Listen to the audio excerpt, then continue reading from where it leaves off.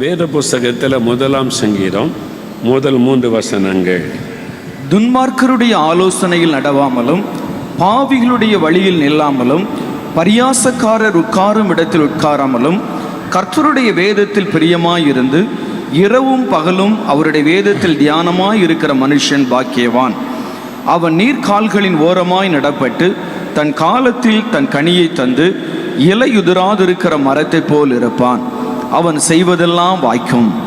கர்த்தருடைய வேதத்தில் பிரியமாயிருந்து இரவும் பகலும் அவருடைய வேதத்தில் தியானமாய் இருக்கிற மனுஷன் பாக்கியவான். பாக்கியவான் என்றால் ஆசீர்வதிக்கப்பட்டவன், ஆசீர்வதிக்கப்பட்டவள் என்று அர்த்தம். கர்த்தருடைய வேதத்தில் பிரியம் வைத்து இரவும் பகலும் கர்த்தருடைய வேதத்தில் தியானமாய் இருக்கிறவர்கள் ஆசீர்வதிக்கப்பட்டவர்கள். அவன் செய்வது எல்லாம் வாய்க்கும், அவள் செய்வது எல்லாம் வாய்க்கும். நீங்கள் செய்வது வாய்க்கணும், அதான் ஆண்டவருடைய விருப்பம். நீங்கள் செய்கிற காரியம் அது ஜெயமாகணும், இதான் ஆண்டவருடைய எதிர்பார்ப்பு. நீங்களும் கூட அதுதான் எதிர்பார்க்குறீங்க, நான் செய்கிற காரியம் வாய்க்கணும். ஆனால் நிறைய காரியம் வாய்க்க மாட்டேங்குது. ஜெபம் பண்ணுறோம், உபவாசம் பண்ணுறோம், எல்லாம் பண்ணி பார்க்குறோம், வேலை காரியம் வாய்க்க மாட்டேங்குது. பிள்ளைகளுடைய திருமண காரியம் வாய்க்க மாட்டேங்குது, பிஸ்னஸ் காரியம் வாய்க்க மாட்டேங்குது, ஒரு குழந்தை செல்வம் வாய்க்க மாட்டேங்குது, ஒரு வீடு கட்டுகிற காரியம் வாய்க்க மாட்டேங்குது, இந்த ஊழிய காரியம் வாய்க்க மாட்டேங்குது. நிறைய பேருடைய பிரச்சனை, நான் ஜெபம் பண்ணி தான் பார்க்குறேன், வாய்க்க மாட்டேங்குது, காரியம் நடக்க மாட்டேங்குது. இதான் நிறைய பேருடைய பிரச்சனை. ஆனால் ஆண்டவர் என்ன வாக்கு கொடுக்கிறார்? அவன் செய்வது எல்லாம் வாய்க்கும். நீங்கள் செய்கிற காரியம் எல்லாமே வாய்க்கும்.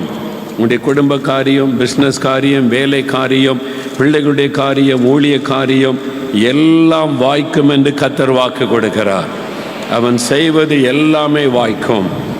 கர்த்தர் தான் வாய்க்க பண்ணுகிற தேவன். தடைகளை மாற்றி காரியத்தை வாய்க்க பண்ணுகிற தேவன். நீதிமொழிகள் 16:33 வாசிக்கும் போது, காரிய சித்தியோ கர்த்தரால் வரும். கர்த்தர் தான் ஒரு காரியத்தை சித்திக்க பண்ணுகிறவர், வாய்க்க பண்ணுகிறவர் என்று வாசிக்கிறோம்.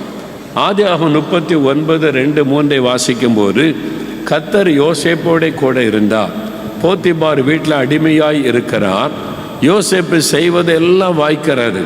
அந்த எஜமான் பார்க்கிறான், இந்த வாலிபன் எதை செய்தாலும் அது ஜெயமாகிறது, வாய்க்கிறது. கர்த்தர் கூட இருந்ததுனால எல்லாவற்றையும் வாய்க்க பண்ணினார் என்பதாக வசனம் சொல்லுகிறது. 37ஆம் சங்கீதம் 5ஆம் வசனத்தை வாசிக்கும் போது, நீ உன் வழியை கர்த்தருக்கு ஒப்புவித்து அவர் மேல் நம்பிக்கையாயிரு, அவரே காரியத்தை வாய்க்க பண்ணுவார். கர்த்தர் தான் காரியத்தை வாய்க்க பண்ணுகிறவர். அப்போ காரியத்தை வாய்க்க பண்ணுகிற ஆண்டவர் சொல்லுகிறார், நீ செய்வதெல்லாம் வாய்க்கும், உன் காரியத்தை நான் வாய்க்க பண்ணுவேன் என்று ஆண்டவர் வாக்கு கொடுக்கிறார். அதற்கு என்ன செய்ய வேண்டும்? ஜெபம் பண்ணா மட்டும் போதாது. நான் ஜெபிச்ச மகிற காரியம் வாய்க்கல அப்படின்னா என்ன அர்த்தம்? நீ ஜெபித்தால் மாத்திரம் போதாது, இன்னொரு காரியத்தை தேவன் எதிர்பார்க்கிறார். அது என்ன காரியம்? அதைத்தான் இந்த வசனம் சொல்லுகிறது. கர்த்தருடைய வேதத்தில் பிரியமாயிருந்து இரவும் பகலும் அதில் தியானமாயிருக்கிற மனுஷன் செய்வதெல்லாம் வாய்க்கும். அதனால் இன்றைக்கு உங்கள் ஜெபத்தோடு கூட இன்னொரு காரியத்தை நீங்கள் செய்ய வேண்டும். கர்த்தருடைய வேதத்தில் தியானமாக இருக்கணும். அதில் 5 காரியத்தை நீங்கள் பார்க்க வேண்டும். முதலாவது, கர்த்தருடைய வேதத்தில் பிரியமாக இருந்து அதை நேசிக்கணும். சிலர் பைபிள் வாசிக்க சொன்னாலே ரொம்ப மூஞ்ச முருங்கையே ஒரு மாதிரி வச்சுக்கிட்டு சின்ன பிள்ளைகள் வாசிப்பாங்க, கட்டாயப்படுத்துகிறாங்களே அப்படின்னு. ஒரு நேசத்தோடு வாசிக்கணும். கட்டாயமாக வாசிக்க வேண்டியது இருக்கிறதே என்று பேருக்காக வாசிக்கக்கூடாது. கர்த்தருடைய வேதத்தில் பிரியமாக இருந்து, இந்த வேத வசனம் எனக்கு ரொம்ப பிரியம், நான் ரொம்ப அதை நேசிக்கிறேன், இது ஆண்டவருடைய வார்த்தை அப்படின்னு ஒரு நேசிக்கணும். முதலாவது வேதத்தை நேசிக்கணும். அதான் ஒரு முக்கியமான காரியம். 119ஆம் சங்கீதம் 97வது வசனத்தில் அந்த பக்தன் சங்கீதக்காரன் ஒரு காரியத்தை அழகாய் சொல்லுகிறான். கர்த்தருடைய வேதத்தை அவர் என்ன செய்கிறாரு பாருங்க, உங்களுடைய வேதத்தில் நான் பிரியமாயிருக்கிறேன். சங்கீதக்காரன் ஆண்டவரே உம்முடைய வேதத்தில் நான் பிரியமாயிருக்கிறேன். நாள் முழுவதும் அது என்னுடைய தியானம். நாள் முழுவதும் அதை தியானிச்சுக்கிட்டே இருப்பேன். ஏன்னா அது எனக்கு ரொம்ப பிரியம் என்பதாய் சொல்லுகிறார். 165வது வசனம் பாருங்க. 119 சங்கீதம் 165வது வசனம். உம்முடைய வேதத்தை நேசிக்கிறவர்களுக்கு மிகுந்த சமாதானம் உண்டு. வேதத்தை நேசிக்கணும், நம்ம விரும்பணும், நேசிக்கணும், பிரியமாக இருக்கணும் முதல்ல. ரெண்டாவது தியானிக்கணுமானா வாசிக்கணும். வாசித்தால் தான் தியானிக்க முடியும். ரெண்டாவது வேதத்தை வாசிக்கணும், வேதத்தை திறந்து வாசிக்கணும். சில வீடுகளில் பைபிள் புதுசாக இருக்கும், பார்த்துருக்கீங்களா? 10 வருஷம் ஆனாலும் அழுக்கே ஆகாது, அப்படியே புதுசாக வச்சுருப்பாங்க. ஏன்னா திறந்து வாசித்தா தானே பழசாகும், அதனால் அப்படி புதுசாகவே வச்சுருப்பாங்க.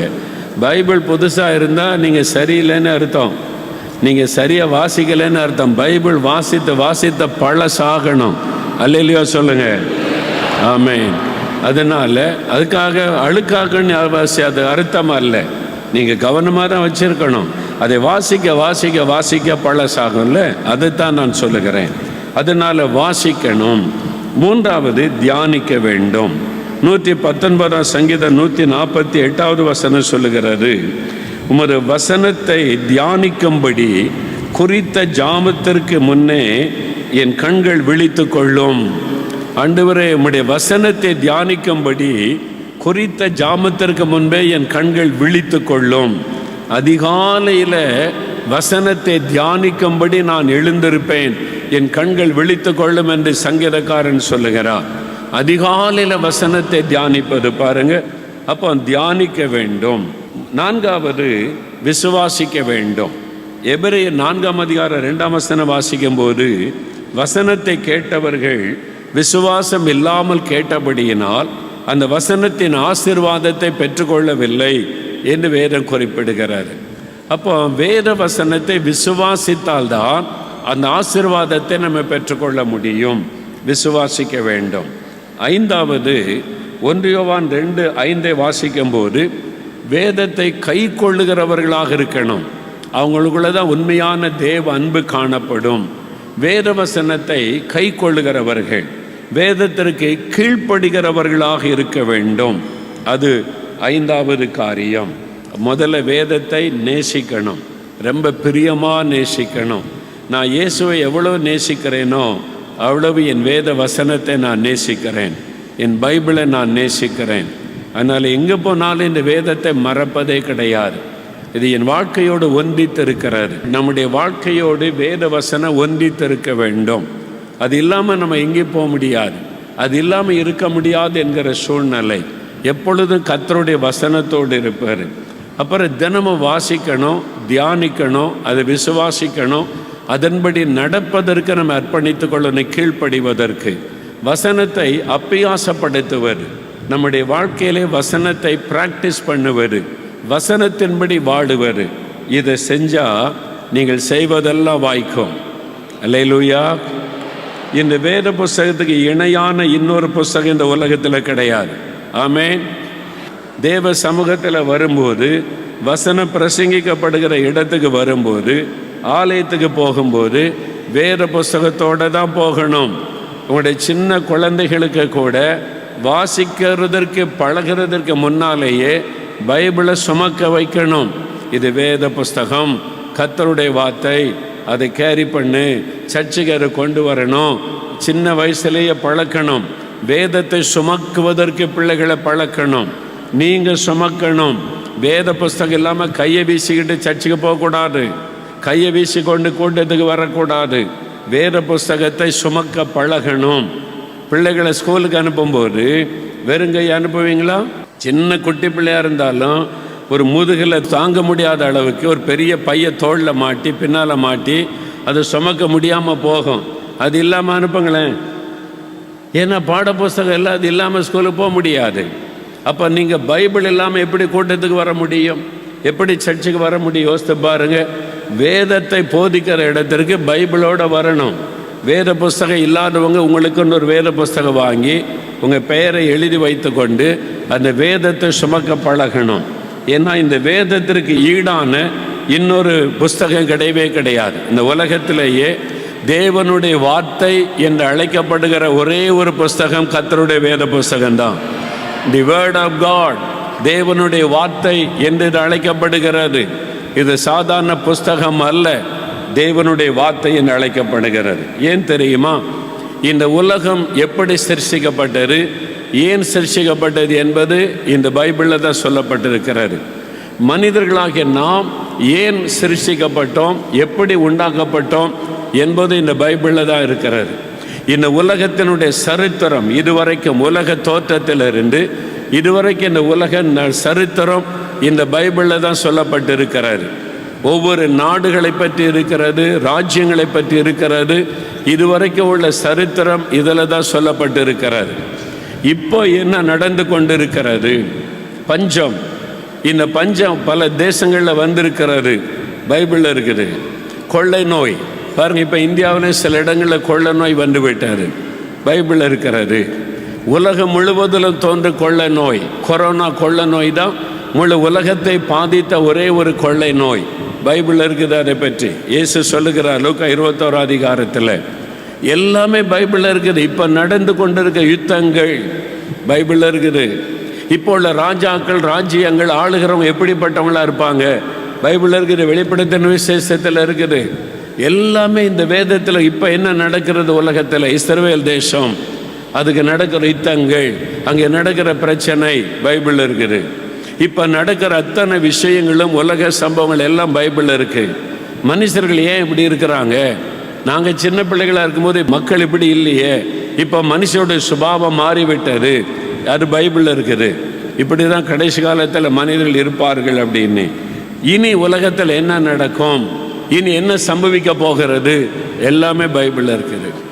உலக தோற்றம் முதல் இப்பொழுது நடப்பது வரை, இனி சம்பவிக்கிற வரைக்கும் அத்தனையும் இந்த வேத புஸ்தகத்தில் எழுதப்பட்டிருக்கிறது. அல்லேலூயா.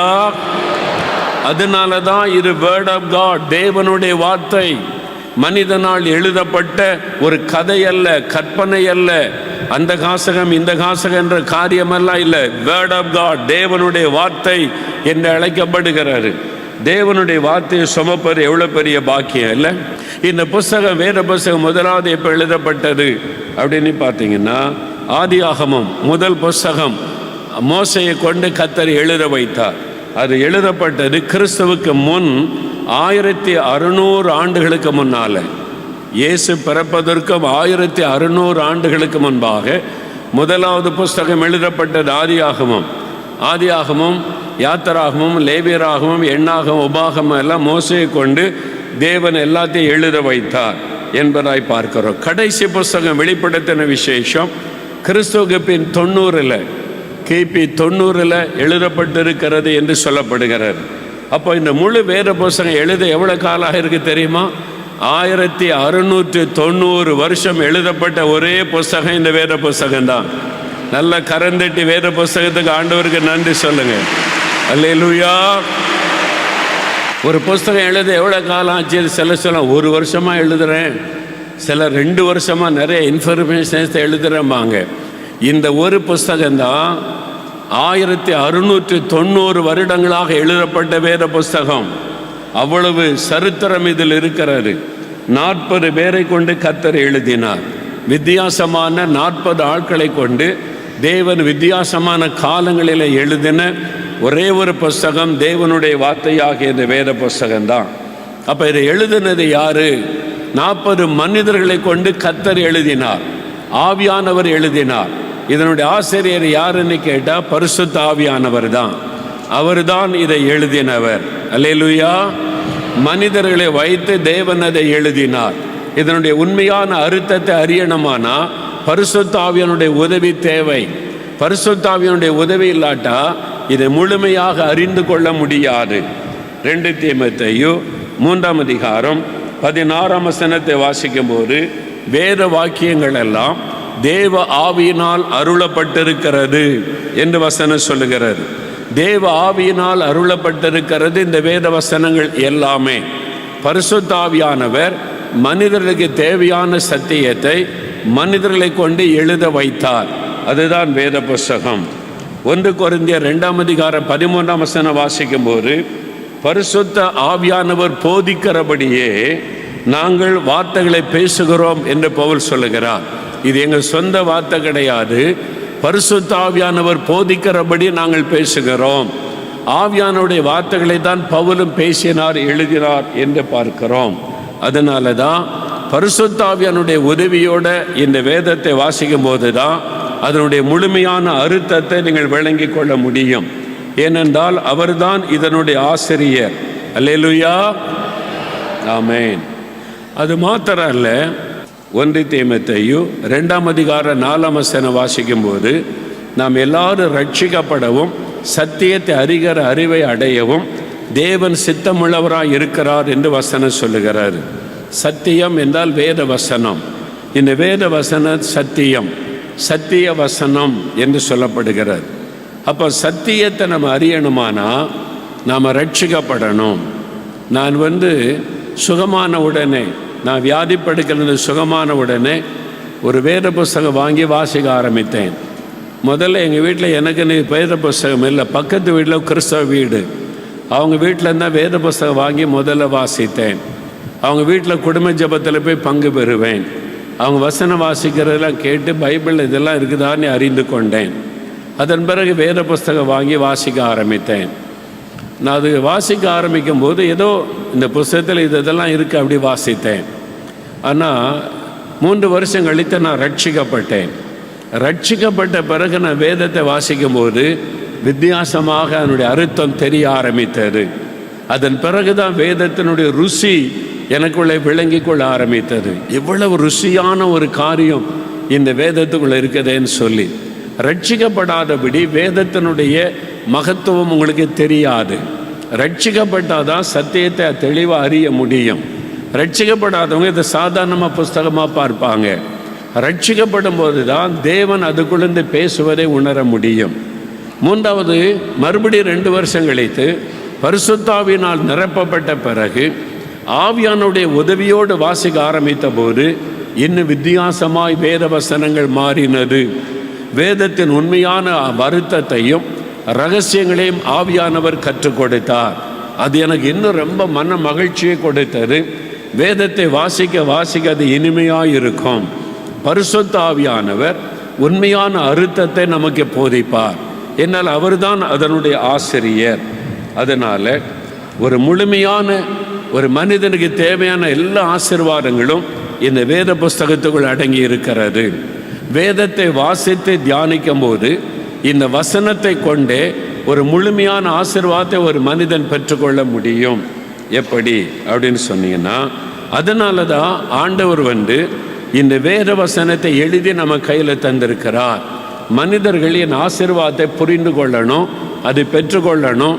மனிதனுக்கு தேவையான அத்தனை ஆசீர்வாதங்களையும் இந்த வேத வசனம் சொல்லுகிறது.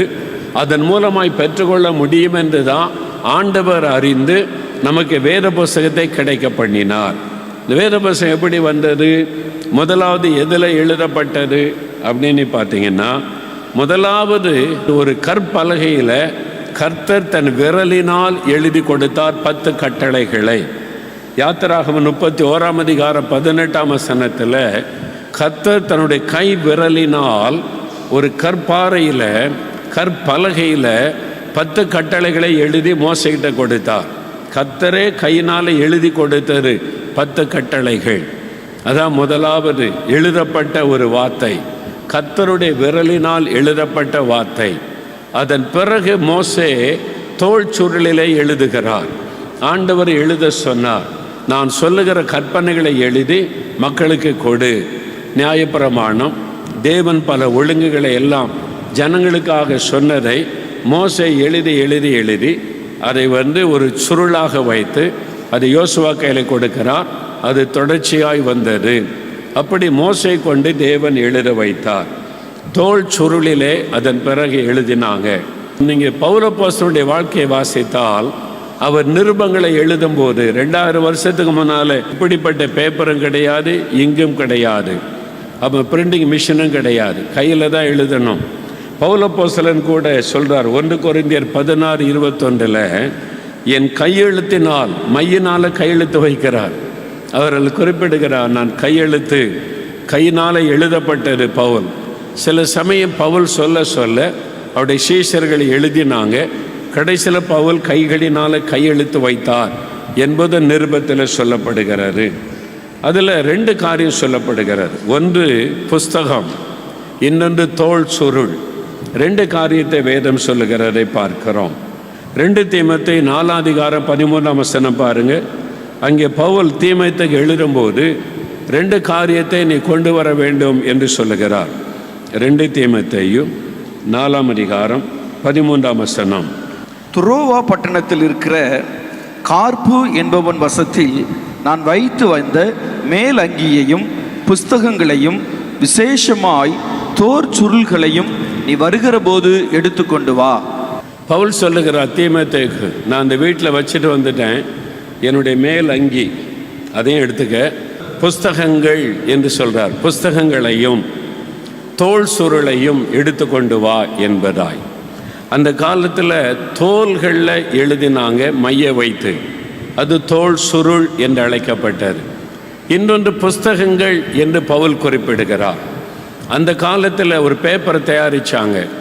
அதாவது எகிப்தியர்கள் அந்த காலத்திலேயே பைப்ரோஸ் என்று சொல்கிறாங்க. அது ஒரு நாணல், அந்த எகிப்தில் நைல் நதி கரை ஓரத்தில் உள்ள நாணலை வைத்து பேப்பர் தயாரிச்சிருக்கிறாங்க. இப்போவும் எகிப்துக்கு போனால் அந்த பேப்பரை தயாரித்து வச்சிருப்பதை பார்க்க முடியும். நான் கூட வாங்கிட்டு வந்தேன். நாணலை வைத்து பேப்பர் தயாரிக்கிறாங்க. அதில் எழுதுகிற அது சுருள், அது புஸ்தக சுருள் என்று அழைக்கப்படுகிறது. அந்த காலத்தில் அப்படி தான் பயன்படுத்த. இது மாதிரி பேப்பர் இப்போ இருக்கிற பேப்பர் கிடையாது, அது வேறு மாதிரி பேப்பர். அதில் மை கொண்டு எழுத முடியும், அச்சடிக்க முடியாது. அதுதான் பவுல் அந்த காலத்தில் புஸ்தக சுருள் என்றும் தோல் சுருள், அதில் தான் வசனங்கள் முதலாவது எழுதப்பட்டது. அந்த காலத்தில் இருந்த அந்த புஸ்தகங்கள். அதன் பிறகு தான் அச்சடிக்கப்பட்ட வேத புஸ்தகம் வந்தது. எப்படி உங்களுக்கு தெரியுமா? ஒரு ஆச்சரியமான காரியம் என்னென்னா, உலகத்திலேயே முதலாக அச்சு இயந்திரத்தில் அச்சடிக்கப்பட்ட புஸ்தகம் நம்முடைய வேத புஸ்தகம் புதிய ஏற்பாடு தான். அல்லேலூயா, அல்லேலூயா. இந்தியாவில் சீகன்பால்க் மிஷனரி வந்திருந்த போது தரங்கம்பாடியில் கரை இறங்கி அந்த பகுதியில் ஊழியம் செய்து கொண்டிருந்தவர். அந்த மிஷனரி ஜெர்மன் நாட்டை சேர்ந்தவர், டென்மார்க் அரசாங்கத்தால் அனுப்பி வைக்கப்பட்டவர். இந்திய மக்களுக்கு சுவிசேஷம் சொல்லணும் என்று சொல்லி அவர் இங்கே வந்தபோது தமிழ் கற்றுக்கொண்டார். மணலில் எழுதி தமிழை கற்றுக்கொண்டு இந்த மக்களுக்கு வேத வசனத்தை கொடுக்கணும், அப்போ தான் இந்த மக்கள் ஆசீர்வதிக்கப்படுவாங்கன்னு சொல்லி, அதற்கு அச்சேந்தரெல்லாம் இந்தியாவில் கிடையாது. அப்போ ஏடுகளில் எழுதுவாங்க. அதாவது பனைமரத்து ஓலையில் ஏடு செஞ்சு ஏட்டு கட்டு பார்த்துருக்கீங்களா? நான் படிக்கும்போது, நான் ஸ்கூலில் 1ஆவது படிக்கும்போது ஏட்டு தான் கொண்டு போவோம். அந்த பனை ஓலையில் ஏடு செஞ்சு தரால தான் ஆவணம் எழுதி தருவாங்க. அதில் மஞ்சள் தடவி அதை வச்சுருப்போம். மஞ்சள் தடவுனா ஒன்று பூச்சி அரிக்காது, 2வது எழுத்த பளிச்சுன்னு தெரியும். நான் ஏட்டில் எழுதி பாடம் படிச்சிருக்கிறேன் நான் சின்ன வயசில் இருக்கும்போது. இப்போ நிறைய பேருக்கு அது தெரியாது ஏடுனாலே. பழைய காலத்தில் ஏடுகளில் தான் எழுதி படிக்கிறது. அதே மாதிரி அந்த காலத்தில் சீகன்பால்க் மிஷனரி தரையில் மண்ணில் ஆனாவனா எழுதி அவர் தமிழை கற்றுக்கொண்டு இந்த மக்களுக்கு வேத வசனத்தை கொடுக்கணும்னு சொல்லி ஜெர்மன் தேசத்திலிருந்து ஒரு அச்சியந்திரத்தை கொண்டு வந்தார். ஜெர்மன் தேசத்தில் தான் அப்போ அச்சியந்திரம் கண்டுபிடிக்கப்பட்டிருந்தார். அங்கிருந்த ஒரு அச்சியந்திரத்தையும் எழுத்துக்களையும் கொண்டு வந்து அவர் தரங்கம்பாடியில் முதலாவது புதிய ஏற்பாட்டை தமிழ் மொழியில் மொழிபெயர்த்து அவர் புதிய ஏற்பாட்டை அச்சடித்தார். இது 1714 வருஷம். 1714 முதல் காகிதத்தில் அச்சடிக்கப்பட்டதே கிறிஸ்தவ வேத புஸ்தகம்தான் இந்தியாவிலேயே. அல்லேலூயா சொல்லுங்க. அதுவும் இந்தியாவில் எத்தனை மொழி இருக்கிறது? 1000க்கு மேற்பட்ட மொழி. அந்த காலத்து தமிழில் எழுதினது பாருங்க.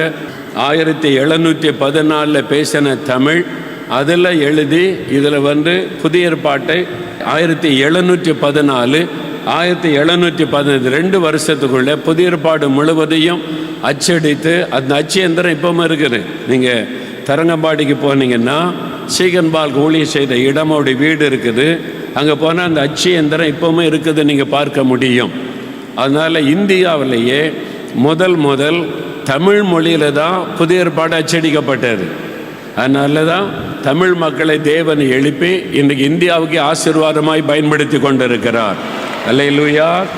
அப்படி தான் எழுதப்பட்டு அதன் பிறகு 1871 அந்த பழைய தமிழை தாண்டி இப்பொழுது பேச்சு வழக்கத்தில் இருக்கிற புதிய தமிழில் அந்த வேத புஸ்தகத்தை கொண்டு வர வேண்டும் என்று பவர் என்கிறவருடைய தலைமையில் மிஷனரிகள் ஒரு பெரிய கமிட்டியாக உட்கார்ந்து மொழிபெயர்த்தாங்க. அது 1871 தான் மொழிபெயர்க்கப்பட்டு அச்சிடப்பட்டது. நம்ம கையில் இருக்கிற புஸ்தகம் பவர் டிரான்ஸ்லேஷன் அப்படின்னு சொல்லுவாங்க. பவர் என்கிறவர் மூலமாய் டிரான்ஸ்லேட் பண்ணப்பட்டது. இப்போ நம்ம கையில் இருக்கிற வேத புஸ்தகம் இது 1871 இது மொழிபெயர்க்கப்பட்டு அச்சடிக்கப்பட்டது. இது மூல மொழியிலிருந்து நீங்கள் பைபிளை பார்த்தீங்கன்னா மூல பாஷையிலிருந்து மூல பாஷையாகிய எபிரேய மொழி முன்பக்கத்தில் பாருங்கள். இது எபிரேயு கிரேக்கம் என்ன மூல பாஷையிலிருந்து தமிழில் மொழிபெயர்க்கப்பட்டது அப்படின்னு எழுதியிருக்குதா? முன்பக்கத்தில் பரிசுத்த வேதாகமன்னு போட்டு கீழே பாருங்கள். எபிரேய கிரேக்கு என்ன மூல பாஷையிலிருந்து தமிழில் மொழிபெயர்க்கப்பட்டது. அப்படின்னா என்ன அர்த்தம்னா, பழைய ஏற்பாடு எபிரேய மொழியில் எழுதப்பட்டது, ஹீப்ரு மொழியில் எழுதப்பட்டது. யூதர்கள் எபிரேய மொழி பேசினாங்க, எபிரேயர்கள் என்று அழைக்கப்பட்டாங்க. ஆனால் புதிய ஏற்பாடு கிரேக்க மொழியில் எழுதப்பட்டது. அந்த காலத்தில் இப்போ இங்கே ஆங்கிலம் இருக்கிற மாதிரி உலக அளவில் கிரேக்க மொழி அதிகமாய் பேசப்பட்டதுனால கிரேக்க மொழியில் புதிய ஏற்பாடு முழுவதும் எழுதப்பட்டது. அதை இங்கிலீஷில் டிரான்ஸ்லேட் பண்ணி அதிலிருந்த தமிழ் அப்படி கிடையாது. எபிரேய மொழியை கற்றுக்கொண்டவங்க டைரெக்டாக எபிரேய மொழியிலேருந்து டிரான்ஸ்லேட் பண்ணாங்க. டைரெக்டாக கிரேக்க மொழியிலேருந்து டிரான்ஸ்லேட் பண்ணதான் நம்முடைய தமிழ் வேதாகமம். அதனால் இதில் எந்த கலப்படமும் இல்லை. ஒரு டிரான்ஸ்லேஷன் முடிஞ்சு மூணாவது வரும்போது சில தவறுகள் சில குறைபாடுகள் நேர வழி உண்டு. இது அப்படி கிடையாது. டைரெக்டாக எபிரேய கிரேக்க மொழியிலிருந்து மொழிபெயர்க்கப்பட்ட புஸ்தகம்தான் நம் கையில் இருக்கிற வேத புஸ்தகம். அல்லேலூயா சொல்லுங்கள். இந்த வேத புஸ்தகம் நம்ம கையில் வர எத்தனை பேர் ரத்தம் சிந்தி இருக்கிறாங்க தெரியுமா? அந்த காலத்தில் இந்த வேத புஸ்தகத்தை வச்சிருந்தா பாவம் என்று சபை தலைவர்கள் சில அந்த போதகர்கள் பிஷப்புகளே கொலை செஞ்சாங்க கிறிஸ்தவர்களை. பைபிளை வச்சிருந்தா கொலை பண்ணிடுவாங்க. அது சபையில் சர்ச்சில் மட்டும்தான் இருக்கணும், ஃபாதர்ஸ் மட்டும்தான் வாசிக்கணும், சாதாரண மக்கள் வாசிக்கக்கூடாதுன்னு பயமுறுத்தி மக்களை அடிமைப்படுத்தி வச்சுருந்தாங்க.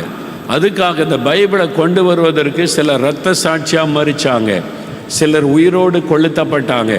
இரத்தத்தில் மிதந்து வந்த புஸ்தகம் வேத புஸ்தகம். அல்லேலூயா சொல்லுங்கள். இதை அழிக்கிறதற்கு எத்தனையோ ராஜாக்கள் முயற்சி பண்ணாங்க. பைபிளையை அழிச்சிடணும்னு சொல்லி சில ராஜாக்கள் சில கம்யூனிஸ்ட் அரசாங்கங்கள் தேடி தேடி தேடி வேத புஸ்தகத்தை கொண்டு போய் எரித்து இல்லாமல் பண்ணிர் நினைச்சாங்க.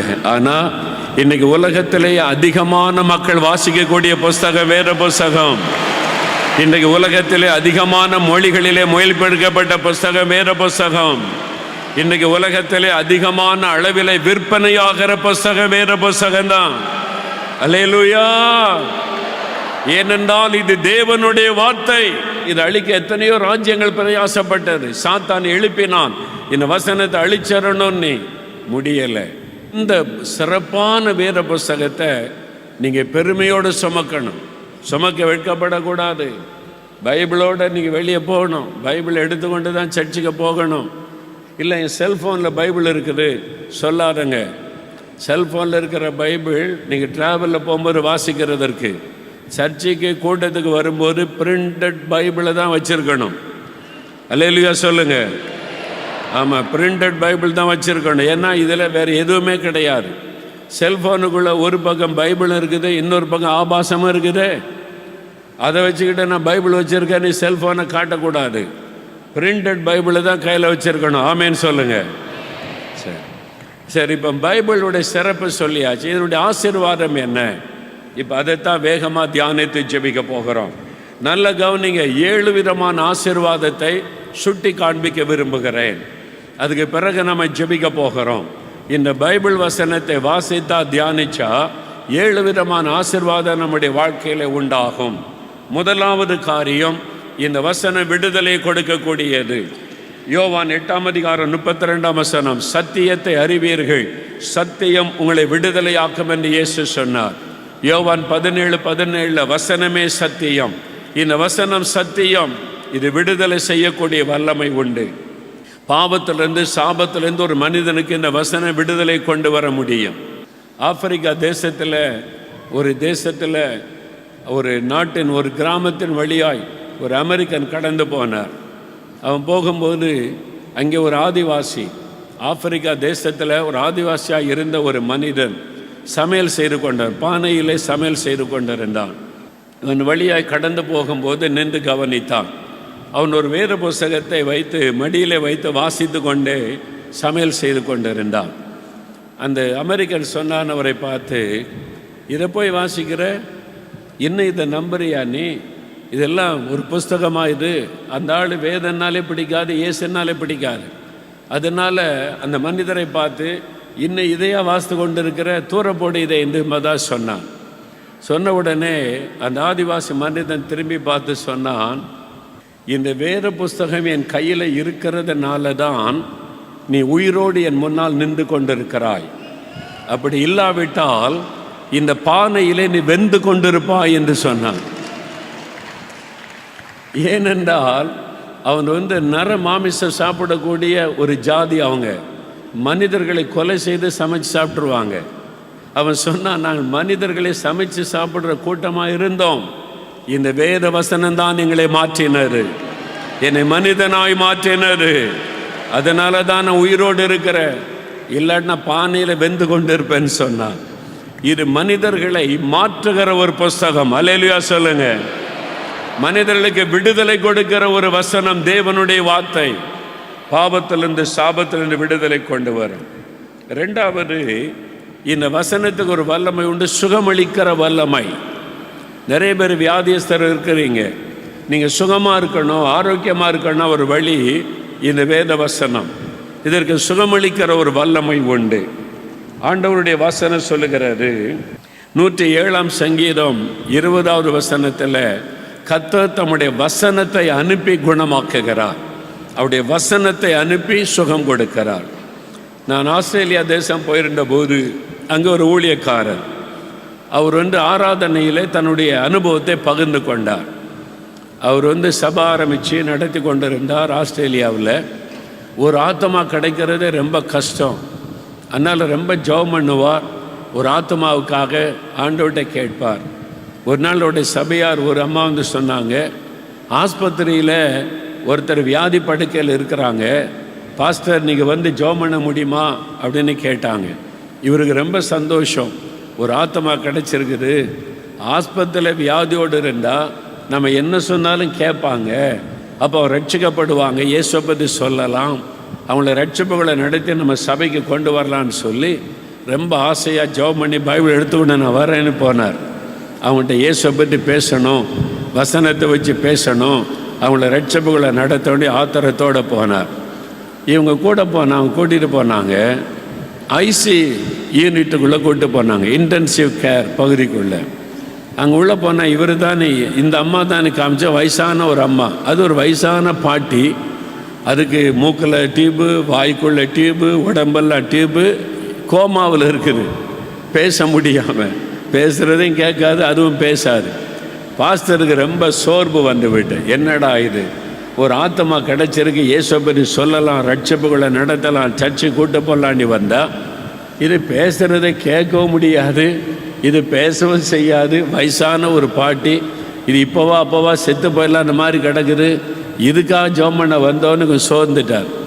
அப்போ என்ன பண்ணுறது, வந்துட்டோமே ஜெபிக்கணுமேன்னு சொல்லி பாஸ்டர் ஜெபம் பண்ணுங்க நாங்கள். சரின்னு அங்கே மானிட்டரில் ஒரு நர்ஸ் உட்காந்து பார்த்துக்கிட்டே இருந்தாங்க. ஒரு நர்ஸு, இவங்க அந்த கருவியெல்லாம் பொருத்தி இருக்குல்ல, இவர் என்ன ஜெபம் பண்ணுறது, அந்த அம்மாவுக்கு ஒன்றுமே கேட்காத. என்ன பண்ணார், சரி வசனத்தை வாசித்துட்டு போயிடலான்னு பைபிளை திறந்து அந்த அம்மா அப்படியே செயலற்று கிடக்கிற கோமாவில் பக்கத்தில் போய் காதுகிட்ட போய் பைபிளை திறந்து வசனத்தை வாசித்தார். வசனத்தில் ஒரு அதிகாரம் 2 அதை வாசிக்க இவர் வாசிக்கிட்டே இருந்தாரா, அந்த மானிட்டர் கவனிச்சுக்கிட்ட நர்ஸு திரும்பி பார்த்து வாட் ஆர் யூ டூயிங் அப்படின்னு சத்தம் போட்டுச்சா. பயந்துட்டார். என்னடா நம்ம தப்பு பண்ணிட்டோமா, வசனத்தை தான் நான் வாசித்தோம், அந்த அம்மாவை தொடக்கூட இல்லையே, அந்த அம்மா என்ன நர்ஸ் அம்மா கற்று தானே வாட் ஆர் யூ டூயிங்னு கேட்டுதா. இவர் பயந்து போய் சொன்னார், ஒன்றும் இல்லை, ஐ டிட் நத்திங், நாம் reading the word of God, வேத வசனத்தை வாசிக்கிற அவ்வளோதான். ஒன்று அந்த அம்மா சொல்லுது, நீ என்ன சரி அதை தொடர்ந்து செய்ய அப்படின்னுச்சான். இவருக்கு என்னடா அது திரும்பி தொடர்ந்து செய்யணும், தொடர்ந்து வாசி, வசனத்தை வாசி, பைபிளை வாசின்னு சொல்லுறான். ஏன்னு கேட்டால் இந்த அம்மா கோமாவில் போய் சில மாதங்கள் ஆகிவிட்டார். நான் இந்த மானிட்டரே பார்த்துக்கிட்டு இருக்கேன், இந்த அம்மாவை கவனிக்கிற பொறுப்பு என்னுடையது, மானிட்டரே பார்க்குறேன். அவருடைய இருதயமும் சரியாக செயல்பட மாட்டேங்குது, கிட்னியும் செயல்பட மாட்டேங்குது, லங்ஸும் செயல்படலை, அதெல்லாம் அப்படியே பிண மாதிரி கிடக்குது, ஒன்றுமே செயல்படலை. இப்போ நீங்கள் ஏதோ பண்ணுனீங்க, அவனுடைய உறுப்பை செயல்பட ஆரம்பிக்குது, அவருடைய உள்ளுக்குள்ள மாற்றம் நடக்க ஆரம்பிக்குது, இந்த கருவி காட்டுது, அதனால் தொடர்ந்து செய்ய அப்படின்றான். இவருக்கு ரொம்ப உற்சாகம் வந்து விட்டார். அப்போது சரின்னு சொல்லி திரும்ப வசனத்தை சத்தமாக வாசிக்க வாசிக்க வாசிக்க மரித்து போன உறுப்புகள் திரும்ப செயல்பட ஆரம்பித்து விட்டார், சுகமுண்டாக ஆரம்பித்து விட்டார். ஒரு ஆச்சரியமான மாற்றம். வயசான பாட்டி செத்து போயிருந்து நினச்சா சுகமாகி வீட்டுக்கு வந்து சர்ச்சுக்கு வந்துட்டு பாஸ்டர் ரொம்ப சந்தோஷமாக சாட்சி சொன்னார். வேத வசனம் சுகமளிக்கிற வல்லமை உடையது. அல்லேலூயா சொல்லுங்க. அதனால தான் சொல்கிறது, யார் பிரதர் உங்களை தனியாக பார்க்கணும், தனியாக பார்க்கணும், தனியாக ஜெபிக்கணும்னா தனியாக எதுக்கு பார்க்கணும், வசனத்தை கேளுங்க, கூட்டத்துக்கு வாங்க, வசனத்தை கேளுங்கன்னு சொல்ல காரணம் அதுதான். நீங்கள் வசனத்தை கேட்காம தனியாக மோகன்லாஸை பார்த்து ஜெபிச்சிட்டு போனால பிரயோஜனம் கிடையாது. வசனத்தை கேட்கணும். கர்த்தருடைய வசனம் தான் உயிர்ப்பிக்கும், வசனம் தான் சுகம் கொடுக்கும், வசனத்துக்கு சுகம் கொடுக்கிற வல்லமை இருக்கிறது. இந்த வசனத்தை வாசிக்க வாசிக்க உங்களுக்கு சரீரத்தில் சுகம் உண்டாகும். நீங்கள் சத்தமாக வாசித்து பாருங்க, வியாதியஸ்தர்கள் சத்தமாக வசனத்தை வாசிக்க சொல்லுங்க, சத்தமாக வாசிக்க வாசிக்க உங்களுக்குள்ள மாற்றம் உண்டாகும். ஏன்னா வசனம் அதில் வல்லமை இருக்கிற, சுகமளிக்கிற வல்லமை. நான் கனடா தேசத்துக்கு ஒரு சமயம் ஊழியத்துக்கு போயிருந்தேன். அநேக வருஷத்துக்கு முன்னால் 4 நாள் கூட்டம். 3 நாளாக நான் கவனித்தேன். சேரில் வச்சு ஒரு வயசான ஐயாவை கூட்டிகிட்டு வந்தாங்க இந்த குடும்பத்தார். அவர் பொம்மை மாதிரி இருப்பார், அவ்வளோதான். கண்ணு லேசாக திறந்துருக்கும், கை அசையாது, கால் அசையாது. ஒரு வீல் சேரில் அப்படியே கூட்டு வருவாங்க, இப்படியே உட்காந்துருப்பார், தலை சரிஞ்சிருக்கும், அவர் பேச மாட்டார், ஒரு அசைவு இருக்காது. அப்படி பல மாதமாக அவர் பேசினதே கிடையாது. சர்ச்சை கொண்டு வருவாங்க குடும்பத்தார், அப்படியே வீல் சேரில் தள்ளிட்டு போயிடுவாங்க. 3 நாள் அப்படி தான் நடந்தது. இது 4வது நாள், கடைசி நாள் கூட்டம். அவர் கொண்டு வந்து அப்படி நிறுத்தியிருக்காங்க, சேர் அந்த வீல் சேரில் நிறுத்தி வச்சுட்டு உட்காந்துருக்க மத்தியில் பாதையில் நிறுத்தியிருக்காங்க. நான் பிரசங்கம் பண்ணுறதுக்கு நேர் முன்னால் அவர் இருக்கிறார், ஒரு 4 ரோ தள்ளி அந்த சேர் இருக்குது, அப்படியே உட்காந்துருக்கிறார். நானும் 3 நாளாக பார்க்குறேனே. அவர் முடிஞ்ச பிறகு பேச மாட்டார், கண் அசையாது, வாய் அசையாது, பதில் சொல்ல மாட்டார், பொம்மை மாதிரி இருப்பார். அந்த மாதிரி சரீரம். இப்போ கடைசி நான் பிரசங்கம் பண்ணிக்கிட்டே இருக்கேன், வசனத்தை சொல்லிக்கிட்டே இருக்கேன், பிரசங்கம் பண்ணிக்கிட்டே இருக்கிறேன். இன்னும் பிரசங்கம் முடியலை, ஜெபம் பண்ணலை, பிரசங்கம் பண்ணிக்கிட்டே இருக்கேன். நான் திடீர்னு பார்க்குறேன், சரிஞ்சிருந்த தலை நேராக மாறிச்சு, கண்ணை நல்லா திறந்து பார்த்தார். நான் பிரசங்கம் பண்ணிக்கிட்டே அவரை கவனிக்கிறேன். ஏன்னா மற்றவங்களாம் என்ன பார்த்துக்கிட்டு இருக்காங்க, நான் இங்கேருந்து பிரசங்கம் பண்ணுறதுனால அவரை பார்க்க முடியுது. திடீர்னு கை அசையுது, கையை எடுத்து வச்சா கை அசையுது, கை செயல்படுது. நான் அதை பார்த்துக்கிட்டே பிரசங்கம் வேறு பண்ணிக்கிட்டே இருக்கேன், வசனத்தை சொல்லி. திடீர்னு கால் எடுத்தார், கால் எடுத்து கீழே வச்சார், வீல் சேர்லேருந்து கால் எடுத்து கீழே வச்சார், அடுத்த காலையும் கீழே வச்சார், எளிமை நின்றுட்டார். பிரசங்கம் நடக்குது, சபை நடுவில் எளிமை நிற்கிறார். ஜனங்கள்லாம் அதை பார்க்குறாங்களா, எல்லோரும் இப்போ தான் திரும்பி பார்க்குறாங்க. இந்த ஆள் சேரை விட்டு எளிமை நிற்கிறார். நான் பிரசங்கம் பண்ணிக்கிட்டே இருக்கேன், எழுந்து நடந்து முன்னால் வர்றாரு, அவரே நடந்து முன்னால் வருகிறார். அப்புறம் அவரை கூட்டி கொண்டு போய் சேரில் உட்கார வச்சாங்க. கூட்டம் முடிஞ்ச பிறகு கூட்டிகிட்டு வந்தாங்க. இப்போ சிரிக்கிறாரு, பேசுகிறதுக்கு பதில் சொல்கிறாரு.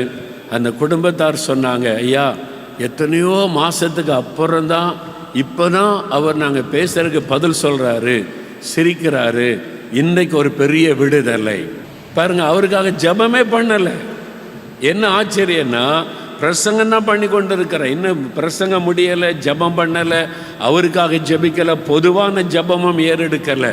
வசனத்தை கேட்டு கொண்டிருக்கும் போதே சரீரத்தில் விடுதலை, சுகம், அவருடைய ஆரோக்கியம் உண்டாக ஆரம்பித்து விட்டது.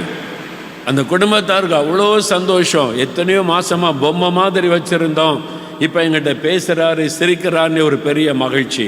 எப்படி அந்த சுகம் வந்தது? வசனம். அதனால தான் கர்த்தருடைய வசனத்தை நீங்கள் கேட்கும்போது சுகம் உண்டாகும். அதனால தான் வசனத்தை கேட்கணும், கர்த்தருடைய வசனம். அதனால தான் வாக் வித் ஜீசஸில் பாருங்க, தினம் வசனம் சொல்லப்படுகிறது. எந்த மீட்டிங் எடுங்க, எந்த கூட்டம் பாருங்க, வசனம் சொல்லப்படுகிறது. வசனத்தில் தான் வல்லமை இருக்கிறது, விடுதலை கொடுக்கிற வல்லமை, சுகமளிக்கிற வல்லமை இருக்கிறது. அதனால தான் இந்த கர்த்தருடைய வசனம் வல்லமை உள்ளது. மூன்றாவது, இந்த வசனம் ஆறுதல் படுத்தக்கூடியது. வசனம் ஆறுதல் படுத்தும். 119 சங்கீதம் 92 வசனம் பாருங்க. உமது வேதம் என் மனமகிழ்ச்சியாய் இராதிருந்தால் என் துக்கத்திலே நான் அமிழ்ந்து போயிருப்பேன். ஆண்டவரே, உம்முடைய வசனம் தான் என்னை ஆறுதல் படுத்திட்டு, இல்லைன்னா நான் துக்கத்தில் அழிஞ்சு போயிருப்பேன், அமிழ்ந்து போயிருப்பேன். நான் ஏற்கனவே சொல்லி இருக்கிறேன், அப்பாதர பிரதர் நாகர்கோயிலில் ஒரு பேங்கில் வேலை செய்து கொண்டு இருந்தாங்க. அங்கே பேங்கில் மேனேஜராக இருக்கிறாங்க. கேஷியராக ஒரு சகோதரர் இருந்தார். அவருடைய மனைவி திடீர்னு மறிச்சிட்டாங்க, பிள்ளைகள் கிடையாது. மனைவி மறித்த உடனே கிறிஸ்தவர் அல்லாத அந்த நண்பர் ரொம்ப சோகமாகி ரொம்ப பாதிக்கப்பட்டுட்டார். ரொம்ப நாள் வேலைக்கு வரவே இல்லை, அழுது கொண்டே இருந்தார். அப்புறம் வேலைக்கு வந்த தாடி வளர்த்து துக்கமாக பேச மாட்டார், யார்கிட்டையும் துக்கமாக வந்து உட்கார்ந்துருப்பார். வேலை ஸ்தலத்தில் அழுதுகிட்டே இருப்பார். அப்போது ஏன்னா அவருக்கு அப்பா அம்மா கிடையாது, மனைவி தான் அவருக்கு எல்லாமே. மனைவி வச்சு தான் சந்தோஷம்.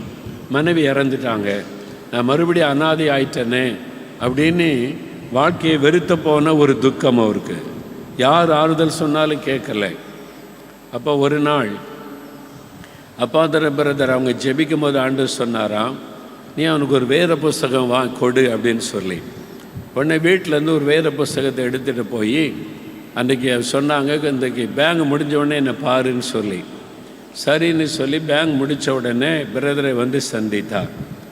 சொன்னாங்க, இது வேத புஸ்தகம், தேவனுடைய வார்த்தை, இது உங்களுக்கு ஆறுதலாக இருக்கும் அப்படின்னு சொல்லி சங்கீதம் அதை எடுத்து, என்ன அவர் இந்து சகோதரர், அவருக்கு சொல்லி கொடுத்தாங்க, இந்த சங்கீதத்தை வாசிங்க, இந்த வார்த்தைகள் உங்களுக்கு ஆறுதலாக இருக்கும்னு சொல்லி அதை குறிப்பாக வச்சு கொடுத்து அனுப்பிட்டாங்க. சரின்னு வாங்கிட்டு போயிட்டார். அடுத்த நாள் காலையில் அந்த நண்பர் பேங்குக்கு வரும்போது ஷேவ் பண்ணி ஃப்ரெஷ்ஷாக புது ஆளாக சந்தோஷமாக வருகிறார். எல்லாரும் பேங்கில் ஆச்சரியமாக பார்க்குறாங்க. இவ்வளோ நாள் துக்கமாக இருந்தார், அழுதுகிட்டே இருப்பார், இப்போ சந்தோஷமாக இருக்கிறாரு, தாடியெல்லாம் எடுத்துகிட்டு ஃப்ரெஷ்ஷாக புது மனுஷனை வந்திருக்கிறாருன்னு சொல்லி. அப்போ அவர் வந்து பிரதர்கிட்ட, இன்றைக்கி பேங்க் முடிஞ்சோடனே உங்கள்கிட்ட பேசணும். சரின்னு சொன்னோடனே பேங்க் முடிஞ்சோடனே வந்தார். அவர் வந்து சொன்னார், நேற்றைக்கு இந்த பைபிள் எனக்கு நீங்கள் தராமல் இருந்திருந்தா நான் இன்றைக்கி உயிரோடு இருந்திருக்க மாட்டேன். ஏன் அப்படின்னு கேட்டார். நான் மனைவி இழந்த துக்கத்தில் எனக்கு அப்பாவும் இல்லை அம்மாவும் இல்லை, எனக்கு இருந்த ஒரே ஆதரவு என் மனைவி தான், வேறு சொந்தமே கிடையாது, நான் ஒரு அனாதை.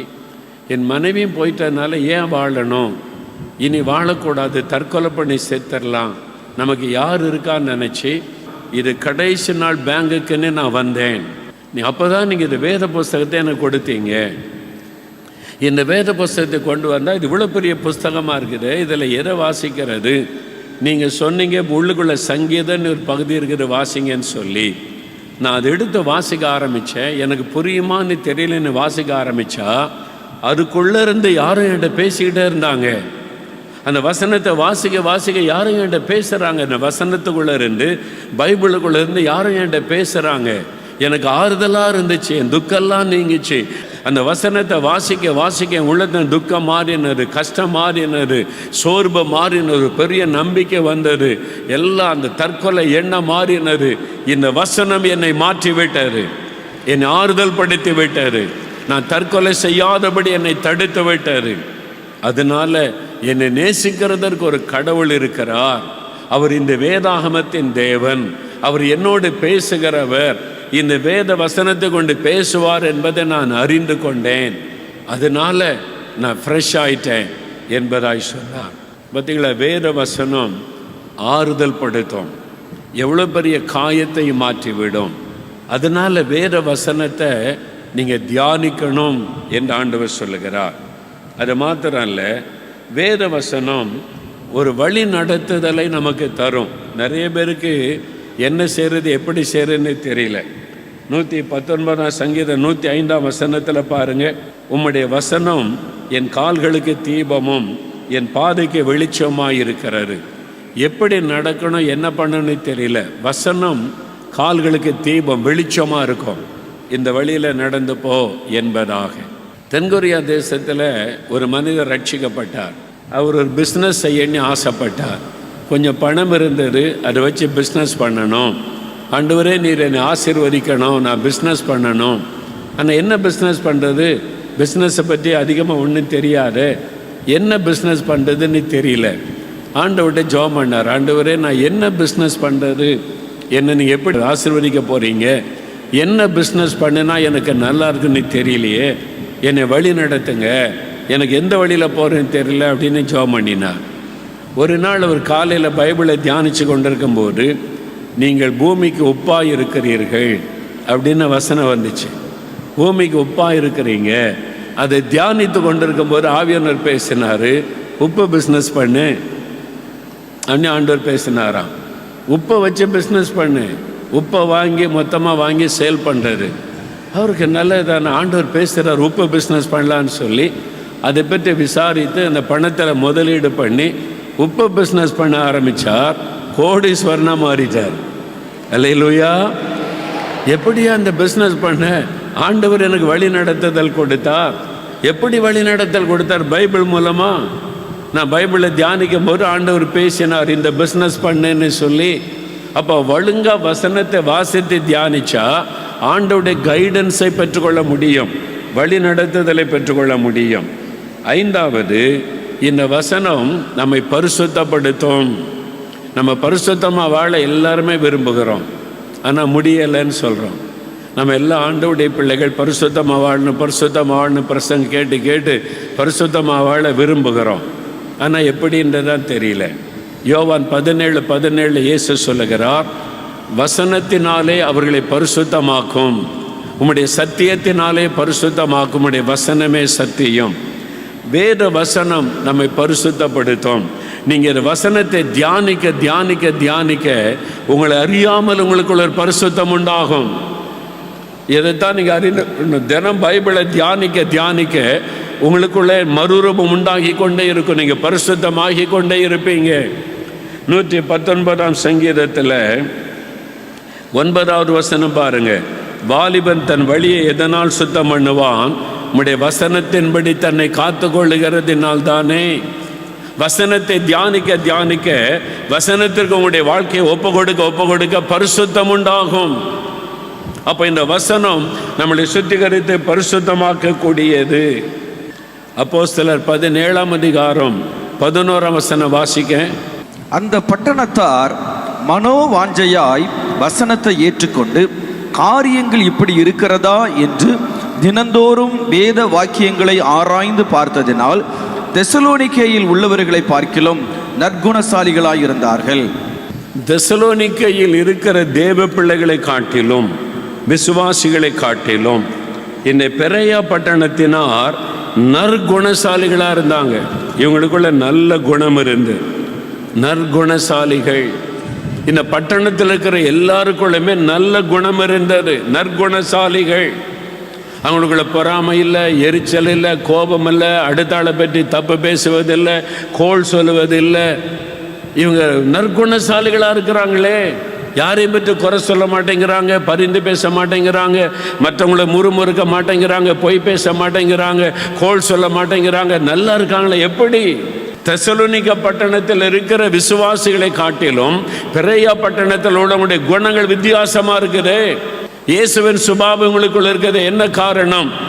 அவர்கள் தேவனுடைய வசனத்தை மனவாஞ்சியாக ஏற்றுக்கொண்டு கர்த்தருடைய வசனத்தை ஆராய்ந்து பார்த்ததுனால இந்த நல்ல குணம் வந்தது. இப்படிலாம் வசனத்தில் இருக்குதா அப்படின்னு ஆராய்ந்து பார்த்து வசனத்தின்படி வாழ ஒப்பு கொடுத்ததுனால அவருடைய வாழ்க்கையே மாற்றமடைந்திருந்தது. அதனால தான் ஆண்டவர் சொல்லுகிறார், வசனத்தை தினந்தோறும் தியானிக்கணும். நீங்க வசனத்தை தியானிக்க தியானிக்க தியானிக்க உங்களுடைய குணங்கள் மாறும், சுபாவங்கள் மாறும், பரிசுத்தம் உண்டாகும், சாந்த குணம் உண்டாகும், அமைதல் உண்டாகும், கோள் சொல்வது போய்விடும், எரிச்சல் போய்விடும், கோபம் போய்விடும், புறங்கூறுவது போய்விடும். இந்த வசனம் உங்களை பரிசுத்தப்படுத்தி கொண்டே இருக்கும். எவ்வளவு பெரிய ஆசீர்வாதம் இருக்குது வசனத்துக்குள்ள. நம்ம சும்மா காலையில் எழும்பி பேருக்கு ஒரு வசனத்தை வாசித்துட்டு நானும் பைபிள் வாசித்துட்டேன்னு போகிறோம். வசனத்தை தியானிக்கணும். ஏன் ஆண்டவர் இதை எழுதி நம் கையில தந்திருக்கிறார்? இவ்வளவு ஆசீர்வாதம் அதற்குள்ள இருக்கிறார். ஆறாவது, அவன் செய்வது எல்லாம் வாய்க்கும். சங்கீதம் 1:3 ஆண்டவர் சொல்றார், நீங்க செய்கிற காரியம் வாய்க்கும். உங்களுடைய தொழில் காரியம், பிள்ளைகள் காரியம், வீடு கட்டுகிற காரியம், வேலை காரியம், திருமண காரியம், குழந்தை கடுத்த காரியம் வாய்க்கும். வசனத்தில் தியானமா இருங்க, வாய்க்கும். அநேக ஆண்டுகளுக்கு முன்னால் ஒரு வாலிப தம்பி அங்கே நம்ம அலுவலகத்துக்கு என்னை பார்க்க வந்தார். என்ன தம்பின்னு கேட்டேன். அவர் சொன்னார், ஐயா, எங்கள் அப்பா அம்மா ஏழை குடும்பத்தை சார்ந்தவங்க தான், கொஞ்சம் பணம்லாம் சேர்த்து வச்சுருந்தாங்க. நான் பிஸ்னஸ் செய்யணும், என் வாழ்க்கை நல்லா இருக்கணும்னு பணம் சேர்த்து வச்சு எனக்கு கொஞ்சம் பணம் தந்திருக்கிறாங்க. மகனே, இதை வச்சு ஒரு பிஸ்னஸ் செய்து நீ பிழைச்சிக்கணும் அப்படின்னு சொன்னாங்க. சரின்னு நான் ஒரு பிஸ்னஸ் செய்கிறதுக்கு ஒரு பட்டணத்துக்கு போகிறேன். அதுக்கு முன்னால் உங்கள்கிட்ட ஜெபம் பண்ணிட்டு போகிறதுக்கு வந்தேன். வாலிப தம்பி ரொம்ப ஒரு தாழ்மையாக, ஆண்டவர் மேலே அன்பான ஒரு இருதயத்தோட, பெற்றோருக்கு கீழ்ப்படுகிற ஒரு மகனாக பேசினான். அப்போ நான் உன்னை உட்கார வச்சு பேசினேன்.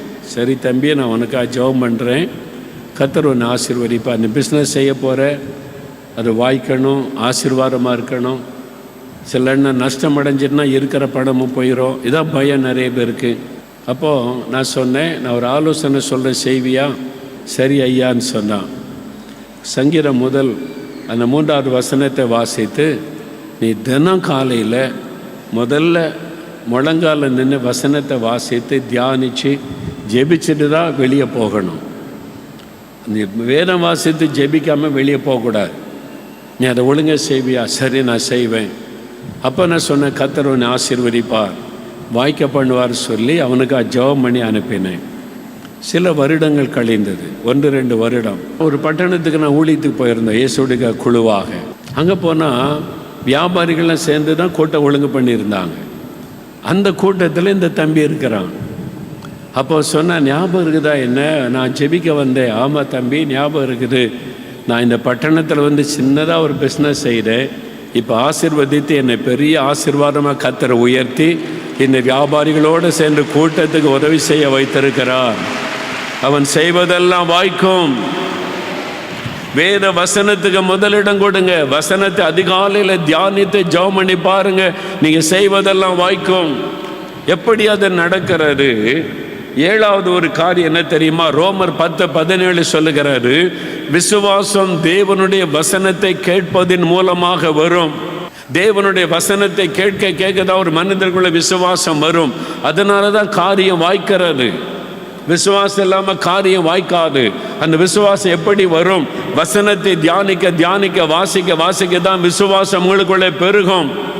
விசுவாசம் பெருகணுமானா ஆண்டவரே விசுவாசத்தை தாருன்னு ஜெபிக்கிறதல்ல, வசனத்தை தியானிக்க தியானிக்க விசுவாசம் பெருகும். அதனால வேத வசனத்தை நீங்க தியானிக்கணும். அப்போ நீங்க செய்வதெல்லாம் வாய்க்கும்.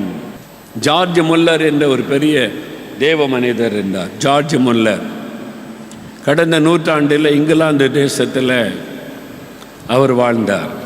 அங்கு பிரிஸ்டல் என்கிற ஒரு பட்டணத்தில் அநாதை விடுதி வைத்து நடத்தினார். ஆயிரக்கணக்கான பிள்ளைகள், அநாதை பிள்ளைகளை வச்சு பராமரித்தார்.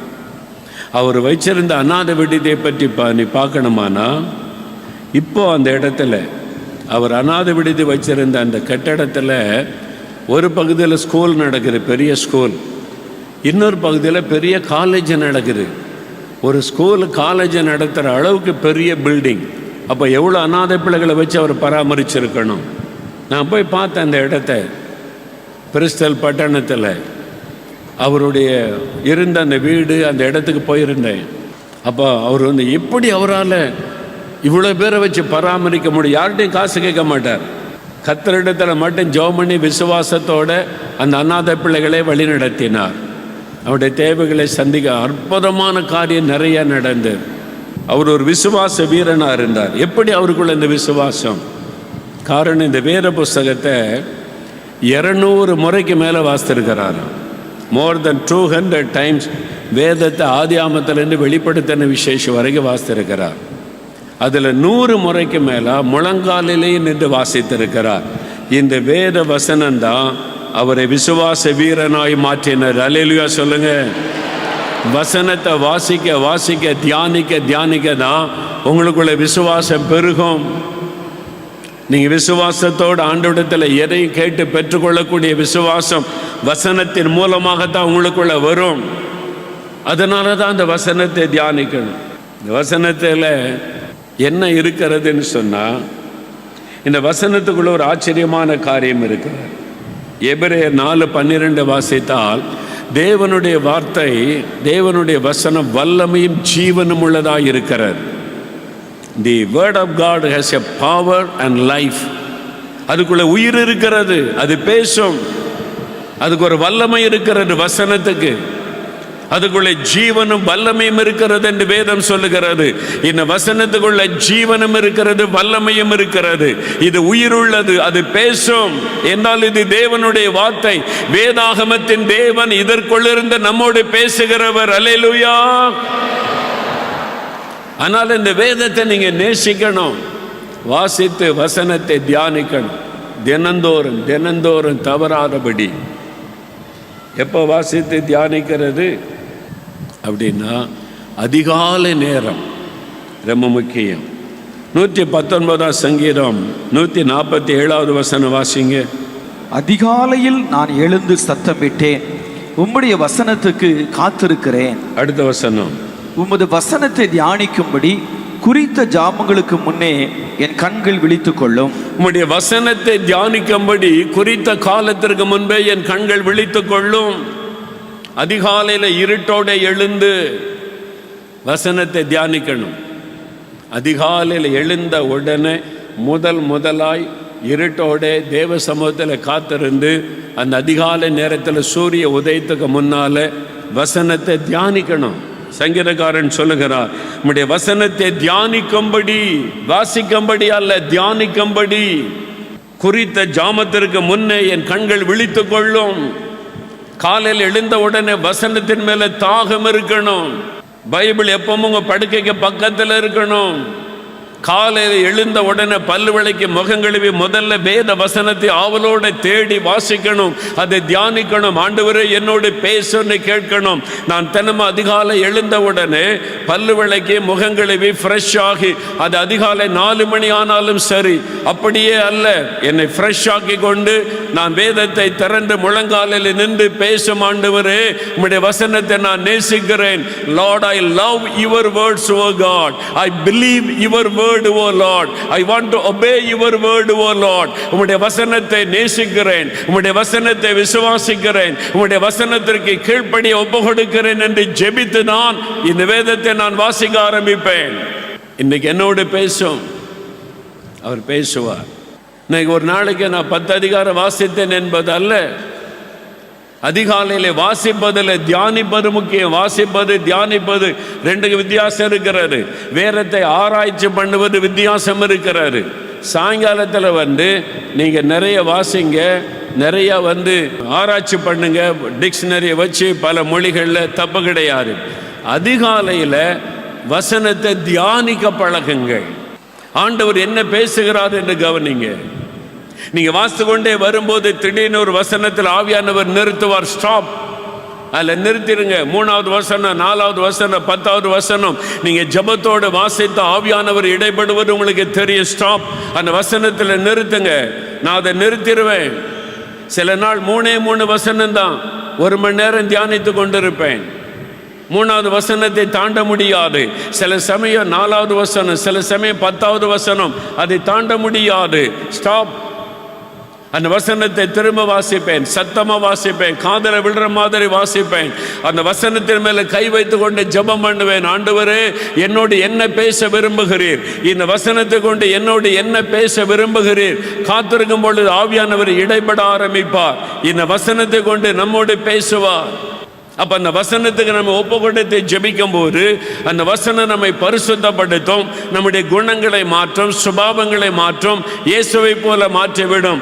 அதுதான் நம்முடைய வாழ்க்கையில் அற்புதத்தை கொண்டு வரும்.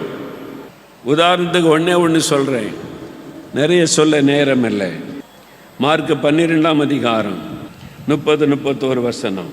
உன் தேவனாகிய கர்த்தரிடத்தில் உன் முழு இருதயத்தோடும் உன் முழு ஆத்துமாவோடும் உன் முழு மனதோடும் உன் முழு பலத்தோடும் அன்பு கூர்வாயாக என்பதே பிரதான கற்பனை. இதற்கு ஒப்பாயிருக்கிற 2ஆம் கற்பனை என்னவென்றால், உன்னிடத்தில் நீ அன்பு கூறுவது போல பிறனிடத்திலும் அன்பு கூர்வாயாக என்பதே. இவைகளிலும் பெரிய கற்பனை வேறொன்றுமில்லை என்றார். உதாரணத்துக்கு இந்த 2 வசனம். ஒரு நாள் இந்த வசனத்தை தியானிக்கும் போது முதலாவது வசனம் என்ன சொல்லுது? உன் தேவனாகிய கர்த்தரிடத்தில் முழு இருதயத்தோட முழு பலத்தோட முழு மனதோட அன்பு கூறுவாயாக. ஆண்டவரை நம்ம நேசிக்கிறோம், எல்லாருமே சொல்லுவோம். ஆனால் முழு இருதயத்தோடு நேசிக்கிறோமா? முழு மனதோடு நேசிக்கிறோமா? முழு பலத்தோடு நேசிக்கிறோமா? அதான் கேள்வி. அதைத்தான் தியானிப்பது. ஆண்டவரே, நாம் நேசிக்கிற உண்மைதான். முழு இருதயத்தோடு நேசிக்கிறனா? முழு மனதோடு நேசிக்கிறனா? முழு பலத்தோடு நேசிக்கிறனா? அதை தியானிக்கும் போது ஆவியானவர் இடைபடுவார். நம்ம எங்கே குறைவாக இருக்கிறோம்? ஆண்டவர் மேல் அன்பு வைக்கிறதுல எப்படி குறைவாக இருக்கிறோம்? ஆண்டவரை விட எதன் மேல் அன்பு அதிகம் செலுத்துகிறோம்? அதை உணர்த்துவார். அப்போ தான் நமக்குள்ள உணர்வு வரும், கண்ணீர் வரும். ஆண்டவரே மன்னியும், நான் உண்மை தான் அதிகமாக நேசிக்கணும், முழு இருதயத்தோடு உம்மிடத்தில் தான் அன்பு கூறணும், உலகத்தில் அல்ல, உலக காரியத்தில் அல்ல, நீங்கள் தான் எனக்கு முதலிடம் ஆண்டவரே. அப்போ நம்ம ஒப்பு கொடுக்கும்போது அந்த வசனம் நமக்குள்ளே கிரியை செய்கிறது என்று அர்த்தம். 2வது, உன்னிடத்தில் அன்பு கூறுவதை போல பிறனிடத்தில் அன்பு கூறு. அப்போ உன் ஊழியத்தை நேசிக்கிற மாதிரி மற்ற ஊழியத்தை நேசி, உன் சபையை நேசிக்கிற மாதிரி மற்ற சபையை நேசி, உன் குடும்பத்தை நேசிக்கிற மாதிரி மற்ற குடும்பத்தை நேசி. அப்போ ஆண்டவர் சொன்ன, உன்னை நேசிக்கிற, உன் ஊழியத்தை நேசிக்கிற, அதே மாதிரி மற்றவங்களை நேசி. நான் சொன்னேன், ஆண்டவரை எல்லாரையும் நான் நேசிக்கிறேன், எல்லா சபைகளை நேசிக்கிறேன், எல்லா மிஷனரி ஸ்தாபனங்களை நேசிக்கிறேன். சொன்ன உடனே ஆண்டவர் கேட்டார், உன்னிடத்தில் அன்பு கூறுவதை போல நான் மற்றவளை நேசிக்க சொன்னேன். இயேசுவோடு இருக்கிறார், ஊழியத்தை நேசிக்கிற அளவு நீ அந்த ஊழியத்தை நேசிக்கிறியா? இதான் ஆவியானுடைய கேள்வி. உன்னிடத்தில் அன்பு கூறுவதை போல பிறனிடத்தில் அன்பு கூறினா என்ன அர்த்தம்? உன்னை நேசிக்கிற மாதிரி அந்த ஊழியத்தை நேசிக்கிற ஆண்டவரே அப்படின்னா, நீ உன் ஊழியத்துக்கு ஜெபிக்கிறியே அதே மாதிரி அந்த ஊழியத்துக்கு ஜெபிக்கிறியா? பதில் சொல்ல முடியல. ஆண்டவரே செய்யலை. நான் இயேசுடைய ஊழியத்துக்காக ஜெபம் பண்ணும்போது அந்த ஜெப வித்தியாசமாக இருக்குது. ஆனால் இன்னொருத்தருடைய ஊழியத்துக்காக ஜெபம் பண்ணும்போது ஜெபிக்கிறேன், ஆனால் இந்த அளவு ஜெபிக்கலை. ஆண்டவர் சொன்ன, அங்குதான் நீ குறைவுபடுகிறாய். இதில் நீங்கள் ஒப்பிட்டு பாருங்க. ஒரு தாயை பார்த்து ஆண்டவர் கேட்கிறார், மகளே, உன் மகளை எந்த அளவு நேசிக்கிறியோ அதே அளவு உன் மருமகளை நேசிக்கிறியா? உன் மருமகளை நேசிக்கிறியான்னு கேட்டால் நேசிக்கிறேன்னு சொல்லுவேன். உன் மகளை நேசிக்கிற அளவு உன் மருமகளை நேசிக்கிறியா? எத்தனை பேர் பதில் சொல்ல முடியும் என்ற வசனத்துக்கு? பதில் சொல்ல முடியாது. மருமகளை பார்த்து கேட்பார், உன் தாயாரை நேசிக்கிறியா? நேசிக்கிற ஆண்டவரே. மாமியாரை நேசிக்கிறியா? நேசிக்கிறேன். உன் தாயை நேசிக்கிற அளவுக்கு உன் மாமியாரை நேசிக்கிறியா? பதில் சொல்ல முடியாது. ஆனால் வசனத்தில் ஆண்டவர் என்ன சொல்லுகிறார்? உன்னிடத்தில் அன்பு கூறுவதை போல பிறனிடத்தில் அன்பு கூறுவாயாக. அதை தியானிக்கும் போது தான் நம்முடைய குறைவு நமக்கு தெரியும். ஆண்டவரே, நான் நேசிக்கிறேன், என் அன்பு அது பூரணப்பட்ட அன்பு அல்ல, என் அன்பு நீர் எதிர்பார்க்கிறபடி அல்ல, என்னை நேசிக்கிற மாதிரி நான் அந்த ஊழியக்காரனை நேசிக்கலையே, என் அன்பு குறைவுபட்டு இருக்கிறது. ஆண்டவரே, என்னை மன்னியும், என்னை கழுவும், அந்த அன்பை எனக்கு தாரும் என்று ஜெபிக்கிறோம். இல்ல, அதுதான் நம்முடைய வாழ்க்கையை மாற்றுகிற வேத வசனம். வசனத்தை தியானிக்கிறதுனா என்ன அர்த்தம்? வசனத்துக்கு ஒப்பு கொடுக்கிறதுனா என்ன அர்த்தம்? கேட்டா எல்லாருமே வசனம் வாசிக்கிறோம், எல்லாருமே ஜெபம் பண்றோம், கேட்டா எல்லாருமே நேசிக்கிறோம், ஒரு வார்த்தையில சொல்லிட்டு போயிடுறோம். ஆனா வசனத்தில் ஆண்டவர் என்ன சொல்லி இருக்கிறார் அதன்படி நேசிக்கிறோமா? யோசித்து பாருங்க. இதான் வசனத்தை தியானிக்கிற முறை. அப்படி நீங்க தியானிச்சா நீங்க செய்வதெல்லாம் வாய்க்கும். நான் பைபிள் வாசிக்கிறேன், ஜெபம் பண்றேன், ஒன்றும் நடக்க மாட்டேங்குது. வெறுமனே வாஸ்தா நடக்காத ஐயா. தியானிக்கணும், வசனத்துக்கு ஒப்பு கொடுக்கணும், வசனத்தின்படி வாழ அர்ப்பணிக்கணும். அப்பதான் காரியம் வாய்க்கும். சும்மா வாசித்த உடனே அற்புதம் நடந்துராது, வாசித்த உடனே ஆசீர்வாதம் வராது. நமக்கு சொல்லி கொடுத்ததெல்லாம் தினம் பைபிள் வாசிங்க, ஜெபம் பண்ணுங்க, பைபிள் வாசிங்க, ஜெபம் பண்ணுங்க. இதை கிளிப்பிள்ளை மாதிரி சொல்லி கொடுத்து அதை மாத்திர செய்கிறோம். ஆனா வசனத்துக்கு கீழ்ப்படியணும், வசனத்தை தியானிக்கணும், வசனத்தின்படி நடக்கணும் என்பது நமக்கு சொல்லி கொடுக்கப்படவில்லை. இதுதான் இன்னைக்கு கிறிஸ்தவத்தினுடைய மிகப்பெரிய குறைவு. சபையில கூட இன்னைக்கு வேற வாசியா வாசிட்டேன், இன்னைக்கு ஜெபம் பண்ணியா, ஜெபம் பண்ணிட்டேன். என்ன ஜெபம் பண்ண? ஜெபம் பண்ணேன். என்ன பைபிள் வாசித்தேன், எதை வாசித்தேன்னு தெரியாது. அதனால தான் ஆசீர்வாதம் இல்லை கிறிஸ்தவ குடும்பங்கள்ல. பைபிள் வாசித்து ஜெபித்தும் கூட ஆசீர்வாதம் இல்லை. அப்ப தேவன் என்ன எதிர்பார்க்கிறார்? கர்த்தருடைய வேதத்தில் பிரியமாயிருந்து தியானிக்கணும், வசனத்தின்படி நடப்பதற்கு நம்ம ஒப்பு கொடுக்கணும். அப்பதான் அந்த ஆசீர்வாதம் வரும். இன்றைக்கு ஆண்டவர் சொல்லுகிறார், என் மகனே மகளே, உன் காரியத்தை நான் வாய்க்க பண்ணுவேன். ஆனா நீ வசனத்தை தியானிக்கணும், வசனத்துக்கு உன்னை அர்ப்பணிக்கணும், வசனத்தின்படி வாழ உன்னை ஒப்பு கொடுக்கணும். நீ அப்படி தியானிச்சு வசனத்திற்கு உன்னை ஒப்பு கொடுத்தா நீ செய்வதெல்லாம் வாய்க்கும். நீங்க செய்யறத வாய்க்க பண்ண கர்த்தர் விரும்புகிறார். நம்ம எங்க தவறு பண்றோம்னு யோசிங்க. இந்த வசனத்தின் மேல எப்படி இருக்கணுமா தெரியுமா? 1 பேதுரு 2:3 வாசிங்க. நீங்கள் வளரும்படி புதிதாய் பிறந்த குழந்தைகளைப் போல திருவசனமாகிய கலங்கமில்லாத ஞானப்பாலின் மேல் வாஞ்சையாயிருங்கள். நீங்கள் வளரும்படி புதிதாய் பிறந்த குழந்தையை போல திருவசனமாகிய களங்கமில்லாத ஞானப்பால். ஒரு தாய் கொடுக்கக்கூடிய பால் தான் களங்கமில்லாத பால். அது குற்றமில்லாத பால், கலங்கமில்லாத பால். ஒரு குழந்தைக்கு தாயினிடத்தில் இந்த கிடைக்கிற பாலை விட ஒரு சுத்தமான பால் எதுவும் கிடையாது. அதனால்தான் வசனம் அதுக்கு ஒப்பிடப்படுகிறார். புதிதாய் பிறந்த குழந்தையை போல. ஒரு குழந்தை பிறந்த உடனே பாருங்க, இப்போ நம்ம பெரிய ஆள் ஆயிட்டோம். ஒரு நாளைக்கு எத்தனை பேர் சாப்பிட? 3 வேளை, காலையில், மத்தியானம், ராத்திரி. குழந்தைய அப்படி சொல்ல முடியுமா? பால் குடிக்கிற குழந்தைய காலையில், மத்தியானம், ராத்திரி அவ்வளோதான் சொல்ல முடியுமா? அப்பப்போ அழும், பசி வந்த உடனே அழும், ஒரு நாளைக்கு 10 முறை கூட அழும். அழுத உடனே பால் கொடுத்தா தான் அந்த குழந்தை அமைதியாக இருக்கும். புதிதாய் பிறந்த குழந்தையை போல இந்த வேத வசனமாகிய களங்கமில்லாத ஞான பால் இருக்கு. களங்கமில்லாத சுத்தமான ஞான பால் வேத வசனம்.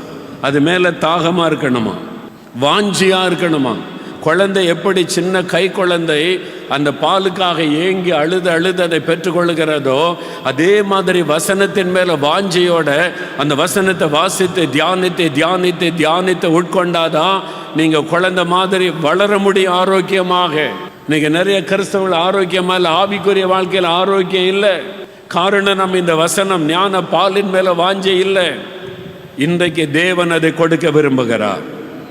கடைசியாக ஒரு காரியத்தை சொல்லி முடிக்கிறேன். அநேக வருஷத்துக்கு முன்னால் ஒரு கிராமத்துக்கு ஊழித்து போயிருந்தேன். ஒரு மைதானத்தில் கூட்டம். ஒரு வீட்டு மாடியில் நான் தங்க வைக்கப்பட்டிருந்தேன். கூட்டத்தில் பாட்டு பாட ஆரம்பிச்சிட்டாங்க.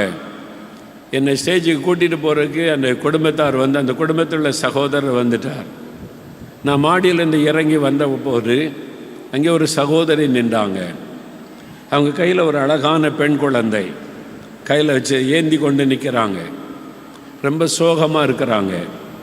அந்த சகோதரர் சொன்னார், இந்த சகோதரி தூர இடத்துலேருந்து வந்திருக்கிறாங்க, இங்கே கூட்டம் நடக்குது, நீங்கள் வந்திருப்பதை கேள்விப்பட்டு ஜெபிச்சுட்டு போக ரொம்ப தூரத்துலேருந்து பஸ் ஏறி வந்திருக்கிறாங்க. கூட்டம் முடிஞ்ச பிறகு ஊருக்கு போகிறதுக்கு பஸ் கிடையாது, அதனால் இப்போவே ஜெபம் பண்ணிடுங்க, கொஞ்ச நேரம் தான் கூட்டத்தில் இருக்க முடியுமா அவங்களால, அதனால் நான் கூட்டிகிட்டு வந்தேன்னு சொன்னாங்க. சரின்னு சொல்லி என்ன பிரச்சனை சிஸ்டர்னு கேட்டேன். அவனுடைய கண்ணிலேருந்து கண்ணீர் வடிந்தார். கையில் ஒரு அழகான பெண் குழந்தை. அவங்க சொன்னாங்க, என் குழந்தையால் நடக்க முடியாது. ஒரு 5-6 வயசு இருக்கும் அந்த குழந்தைக்கு. ஏன் நடக்க முடியாது? பிறவியிலேருந்து நடக்க முடியலையா? இல்லை, முதல்ல நல்லா ஓடி விளையாடி கொண்டிருந்த குழந்தை திடீரென்று கால் நடக்க முடியாமல் ஆயிற்று. இப்போ குழந்தையால் நடக்க முடியாது. நல்லா ஓடி விளையாடின குழந்தை நடக்க முடியலன்னா தாய்க்கு எப்படி இருக்கும்? அவங்க கண்ணில் கண்ணீர். அழகான ஒரு பெண் குழந்தை நடக்க முடியலன்னா எப்படி இருக்கும்? நான் உடனே இந்த குழந்தை மேலே கை வைத்து ஆண்டவரை பார்த்தேன். ஆண்டவரே, ஒரு அழகான பெண் குழந்தைப்பா, தாய்க்கு எப்படி இருக்கும் அப்படின்னு பாரத்தோடு ஜெபிக்க ஆரம்பிக்கிறேன். ஆண்டவர் சொன்னார், நிறுத்து, கொஞ்சம் நிறுத்து, ஸ்டாப் மகனே. நான் நின்றுட்டு, என்ன ஆண்டவரேன்னு கேட்டேன்.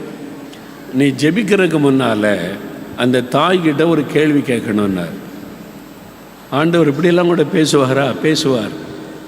நீ ஜெபிக்கிறதுக்கு முன்னால் அந்த தாய்கிட்ட ஒரு கேள்வி கேட்கணும். என்ன ஆண்டவரேன்னு கேட்டேன். இவள் வேதம் வாசித்து ஜெபம் பண்ணி எத்தனை மாதம் ஆயிட்டுன்னு கேளுன்னார். நான் உடனே ஜெபிக்கிறதை நிறுத்திட்டு, சிஸ்டர், உங்கள்கிட்ட ஆண்டவர் ஒரு கேள்வி கேட்க சொல்கிறார், கேட்கலாமா? சரின்னாங்க.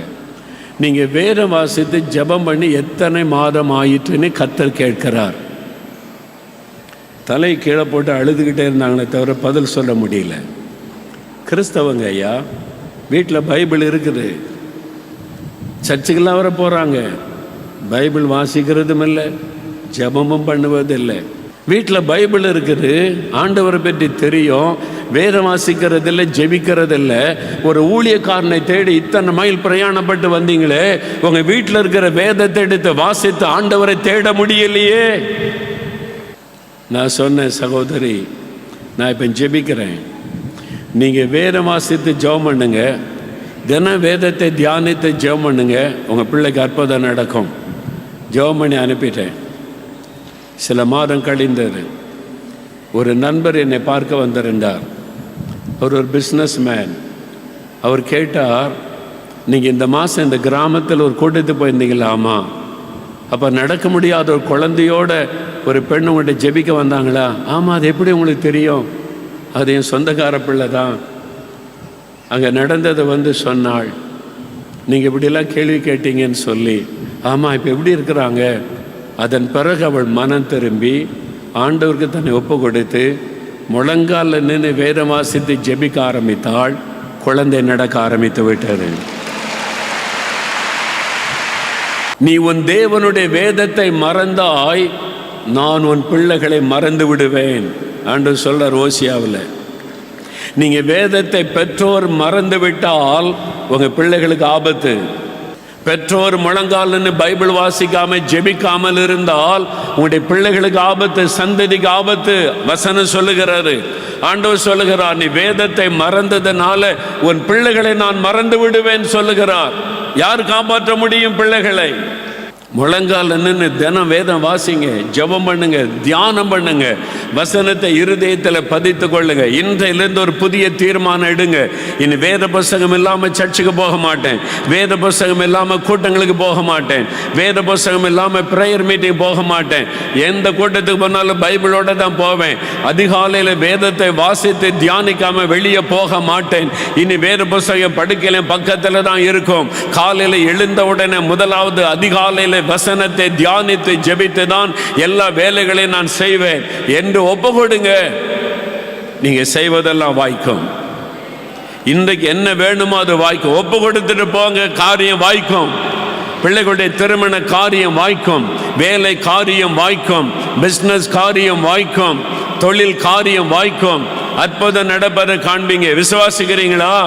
வேத வசனம் சொல்லுகிறது, விசுவாசிங்க. அல்லேலூயா. எல்லாரும் எழுந்துன்னு இருப்போம். நீங்கள் வேத வாசித்து ஜெபம் பண்ணி எத்தனை மாதம் ஆயிற்று? தியானிக்காம பேருக்காக வாசிப்பது வேத தியானம் அல்ல. அதிகாலையில் எழும்பி குறித்த காலத்துக்கு முன்னால், ஜாமத்துக்கு முன்னால் எழும்பி கர்த்தருடைய வசனத்தை வாசித்து தியானித்து வசனத்துக்கு உங்களை அர்ப்பணித்து கொள்ளுங்க. வசனத்தின்படி வாழ அர்ப்பணித்து கொள்ளுங்க. கிறிஸ்தவங்களுக்கு கிராமத்தில் ஒரு பெயர் உண்டு, வேதக்காரங்க. வேதக்காரங்க அப்படி கேட்டால் தான் தெரியும். சில ஊர்களில் இன்றைக்கும் வேதத்தை உடையவர்கள், வேதத்தை பின்பற்றுகிறவர்கள் வேதக்காரர்கள். நாம் வேத புஸ்தகத்தை உடையவர்கள். வேதாகமத்தின் தேவன் நம்மோடு பேசுகிறார். இன்றைக்கு ஒரு தீர்மானம் எடுங்க. என்னோட ஆண்டவர் பேசினார் என்று எத்தனை பேர் உணர்கிறீங்க? இன்னைக்கு ஆண்டவர் என்னோடு பேசினார் என்று. அப்படியே கரமுயத்தை கண்களை மூடி 2 நிமிடம் ஜெபம் பண்ணுங்க. 2 நிமிடம் ஜெபம் பண்ணுங்க. ஆண்டவரே, என்னோடு நீர் பேசினதற்காக ஸ்தோத்திரம், என்னோடு பேசினதற்காய் ஸ்தோத்திரம், என் குறையை எனக்கு காண்பித்ததற்காய் ஸ்தோத்திரம், என் தவறை எனக்கு உணர்த்தினதற்காய் ஸ்தோத்திரம். வேத வசனத்தை அதிகாலையிலே வாசித்து தியானித்து ஜெபிக்க தவறின பாவத்தை எனக்கு மன்னியும் மன்னியும் மன்னியும். ஆண்டவரே, வேதத்தை வாசித்து தியானிக்காத பாவத்தை எனக்கு மன்னியும். அதிகாலையிலே வசனத்தை தேடாதபடி செல்போனை தேடிக்கொண்டிருந்தேனே, அந்த பாவத்தை எனக்கு மன்னியும் ஆண்டவரே. அதிகாலையிலே வேத வசனத்தை தியானிக்காதபடி செல்போனிலே விளையாடி கொண்டிருந்தேனே, செல்போனிலே செய்திகளை தேடிக்கொண்டிருந்தேனே, அந்த பாவத்தை எனக்கு மன்னியும் ஆண்டவரே. ஆண்டவரே, நான் முதலாவது உம்முடைய வசனத்தை தான் நேசிக்கணும், முதலாவது உம்முடைய வசனத்தை வாசித்து நான் தியானிக்கணும். என்னை ஒப்பு கொடுக்கிறேன், என்னை ஒப்பு கொடுக்கிறேன். உம்முடைய வசனத்தின்படி வாழ ஒப்பு கொடுக்கிறேன். உம்முடைய வசனம் என்ன சொல்லுகிறதோ அதன்படி தான் நான் வாழுவேன். உம்முடைய வசனத்தின்படி நான் வாழுவேன். உம்முடைய வசனத்திற்கு நான் கீழ்ப்படிவேன். உம்முடைய வசனத்தை என் வாழ்க்கையில் நான் என்னுடைய வெளிச்சமாக கொள்ளுவேன். என்னை ஒப்பு கொடுக்கிறேன், என்னை ஒப்பு கொடுக்கிறேன். ஒப்பு கொடுங்க, வசனத்துக்கு ஒப்பு கொடுங்க, வேத வசனத்துக்கு ஒப்பு கொடுங்க. கர்த்தருடைய வேதத்தில் பிரியமாயிருந்து இரவும் பகலும் தியானமாயிருக்கிற மனுஷன் பாக்கியவான், ஆசீர்வதிக்கப்பட்டவன். அவன் செய்வதெல்லாம் வாய்க்கும், அவர் செய்வதெல்லாம் வாய்க்கும். இப்போ ஆண்டவர் வாய்க்க பண்ணுகிறார், வாய்க்க பண்ணுகிறார். ஒப்பு கொடுக்க ஒப்பு கொடுக்க, உங்களை அர்ப்பணிக்க அர்ப்பணிக்க காரியம் வாய்க்கிறது, தடைகள் விலகுகிறது, வழிகள் திறக்கப்படுகிறது, அற்புதங்கள் நடப்பதை காண போகிறீங்க. நீங்க வீடு போய் சேருவதற்குள்ளாக தடைகள் விலகி இருப்பதை பார்ப்பீங்க, தடைகள் மாறி இருப்பதை பார்ப்பீங்க, காரியங்கள் வாய்ப்பதை பார்ப்பீங்க, தடைகள் நீங்கி காரியம் ஜெயமாவதை பார்ப்பீங்க. வசனத்துக்கு ஒப்பு கொடுக்க ஒப்பு கொடுக்க ஆண்டவர் காரியங்களை வாய்க்க பண்ணுகிறார். வசனத்திற்கு அர்ப்பணிக்க அர்ப்பணிக்க ஆண்டவர் காரியங்களை வாய்க்க பண்ணுகிறார். ஆண்டவரே, என்னை ஒப்பு கொடுக்கிறேன், வசனத்துக்கு ஒப்பு கொடுக்கிறேன். வேத வசனத்தை வாசிக்க தியானிக்க கீழ்ப்படிய ஒப்பு கொடுக்கிறேன். உம்முடைய வசனத்தின்படி வாழ ஒப்பு கொடுக்கிறேன். ஒப்பு கொடுங்க ஒப்பு கொடுங்க ஒப்பு கொடுங்க. ஆண்டவரே, என்னை ஒப்பு கொடுக்கிறேன். Thank you Lord. உங்களை வசனத்தின்படி வாழ ஒப்பு கொடுத்ததுனால ஆண்டவருடைய உள்ள மகிழ்ச்சி அடைகிறார். ஆண்டவர் மகிழ்ச்சியோடு வந்திருக்கிறார். என் பிள்ளைகளுக்கு நான் வாய்க்க பண்ணுவேன், நான் காரியங்களை வாய்க்க பண்ணுவேன். இதுவரை தடைப்பட்ட காரியங்கள் வாய்க்கும். ஆண்டவர் உங்களுக்கு வாக்கு கொடுக்கிறார். என் மகளே, காரியம் வாய்க்கும். என் மகனே, உன் காரியம் வாய்க்கும். நீ சமாதானத்தோடு போ. தடைகள் விலகி இருப்பதை நீ காண்பாய், காரியங்கள் உனக்காக வாய்ப்பதை நீ காண்பாய், வழிகள் திறக்கப்படுவதை நீ காண்பாய். இதுவரை தொடர்ந்து வந்த பிரச்சனைகள் முடிவடையும். இதுவரை தொடர்ந்து வந்த கடன் பிரச்சனை முடிவடையும். இதுவரை தொடர்ந்து வந்த வறுமை முடிவடையும். இதுவரை காணப்பட்ட நிந்தை, குழந்தை இல்லை என்கிற நிந்தை முடிவடையும். குழந்தை செல்வம் உனக்கு வாய்க்கும்.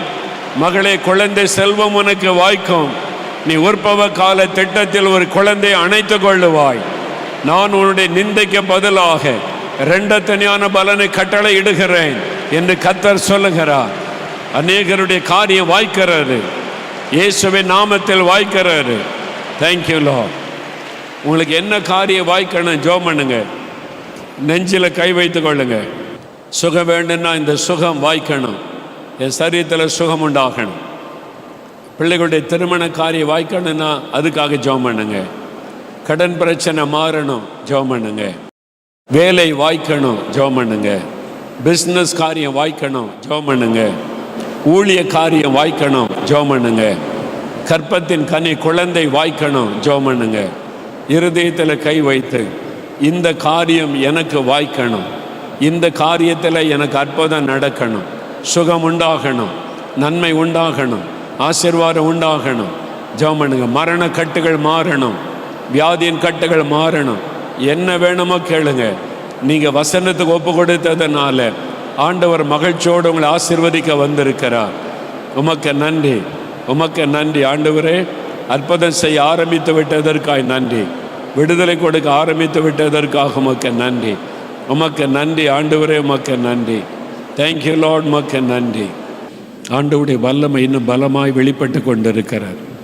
வியாதிப்பட்டவர்கள் மேலே சுகமளிக்கிற வல்லமை இறங்குகிறார். தகப்பனே, யார் யார் சுகத்துக்காக ஜெபிக்கிறாங்களோ ஒவ்வொருவர் மீது சுகமளிக்கிற வல்லமை இறங்கட்டும். பொல்லாத நோய்கள் மறையட்டும், கேன்சர் கட்டிகள் மறையட்டும், டிபி கட்டிகள் மறையட்டும், தைராய்டு கட்டிகள் மறையட்டும். இப்பொழுது இயேசுவின் நாமத்தில் கட்டிகள் மறைந்து போகட்டும். Every lump must disappear in the name of Jesus. Cancer must disappear in the name of Jesus. வல்லமை இறங்கட்டும், வல்லமை இறங்கட்டும். கட்டிகள் மறைவதாக. கேன்சர் கட்டிகள் மறையட்டும், தைராய்டு கட்டிகள் மறையட்டும். ஆண்டவரே, கர்ப்பப்பையில் இருக்கிற சிஸ்டர்கள் மறையட்டும். இப்பொழுதே இப்பொழுதே இப்பொழுதே சரீரத்தில் உள்ள கட்டிகள் மறைகிறது, மறைகிறது. இயேசுவின் நாமத்தில் மறைகிறது. இப்பொழுது இப்பொழுது கழுத்தில் இருக்கிற தைராய்டு கட்டிகள் மறைகிறது, டிபி கட்டிகள் மறைகிறது, கேன்சர் கட்டிகள் மறைகிறது. இயேசுவின் நாமத்தில் அவைகள் மறைந்து போகட்டும். இப்பொழுது சுகம் உண்டாகட்டும். பொல்லாத கேன்சர் வியாதியை கடிந்து கொள்கிறேன் இயேசுவின் நாமத்தில். Every lump must disappear in the name of Jesus. எல்லா கட்டிகளும் மறையட்டும் இயேசுவின் நாமத்தில் என்று ஜெபிக்கிறேன். எலும்புகளுக்குள்ளே நரம்புகளுக்குள்ளே சுகம் உண்டாவதாக. தலை முதல் கால் வரை சுகமளிக்கிற வல்லமை இறங்குவதாக. ஆபரேஷன் செய்தும் எனக்கு சுகம் உண்டாகவில்லையே என்று வேதனையோடு வந்திருக்கிறவளை தொடுவீராக. ஆபரேஷன் பண்ணப்பட்ட இடத்தில் வல்லமை இறங்கட்டும். அந்த வலிகள் மறையட்டும், நோய்கள் மறையட்டும். பாதிக்கப்பட்ட சிறுநீரகத்தை தொடுவீராக. ஆண்டவரே, சிறுநீரக செயல்படுவதாக. Every kidney must work in the name of Jesus. இயேசுவின் நாமத்தில் சிறுநீரக செயல்படுவதாக. மரித்த போன சிறுநீரக செயல்படட்டும் இயேசுவின் நாமத்தில். கல்லீரலை தொடுவீராக. லிவரை தொடுமாண்டவரே, லங்ஸை தொடுமாண்டவரே. ஆண்டவரே, இயேசுவின் நாமத்தினாலே நுரையீரலிலே சுகம் உண்டாகட்டும், கல்லீரல் சுகம் அடையட்டும். அவருடைய வயிற்று பகுதியை தொடுவீராக. குடல் பகுதியை தொடுவீராக. அல்சர் வியாதி மறையட்டும். குடல் புண்கள் மறையட்டும் இயேசுவின் நாமத்தில். சுகம் உண்டாகட்டும். ஒவ்வொரு ஜாயிண்டுகளிலும் சுகம்.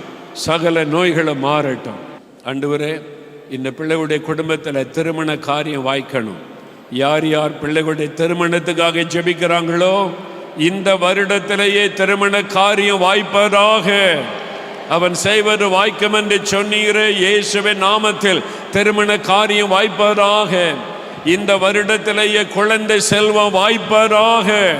கர்த்தரின் ஆசீர்வாதம், கர்ப்பத்தின் ஆசீர்வாதம் உண்டாவதாக.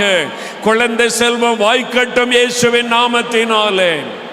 வேலைக்காக காத்திருக்கிற பிள்ளைகள் இந்த வருடத்திற்குள்ளாக வேலை காரியம் வாய்ப்பதாக. ஆசீர்வாதமான வேலைக்கு வழி திறக்கப்படுவதாக. தடைகள் மாறட்டும். வியாபார காரியங்கள் வாய்க்கட்டும்.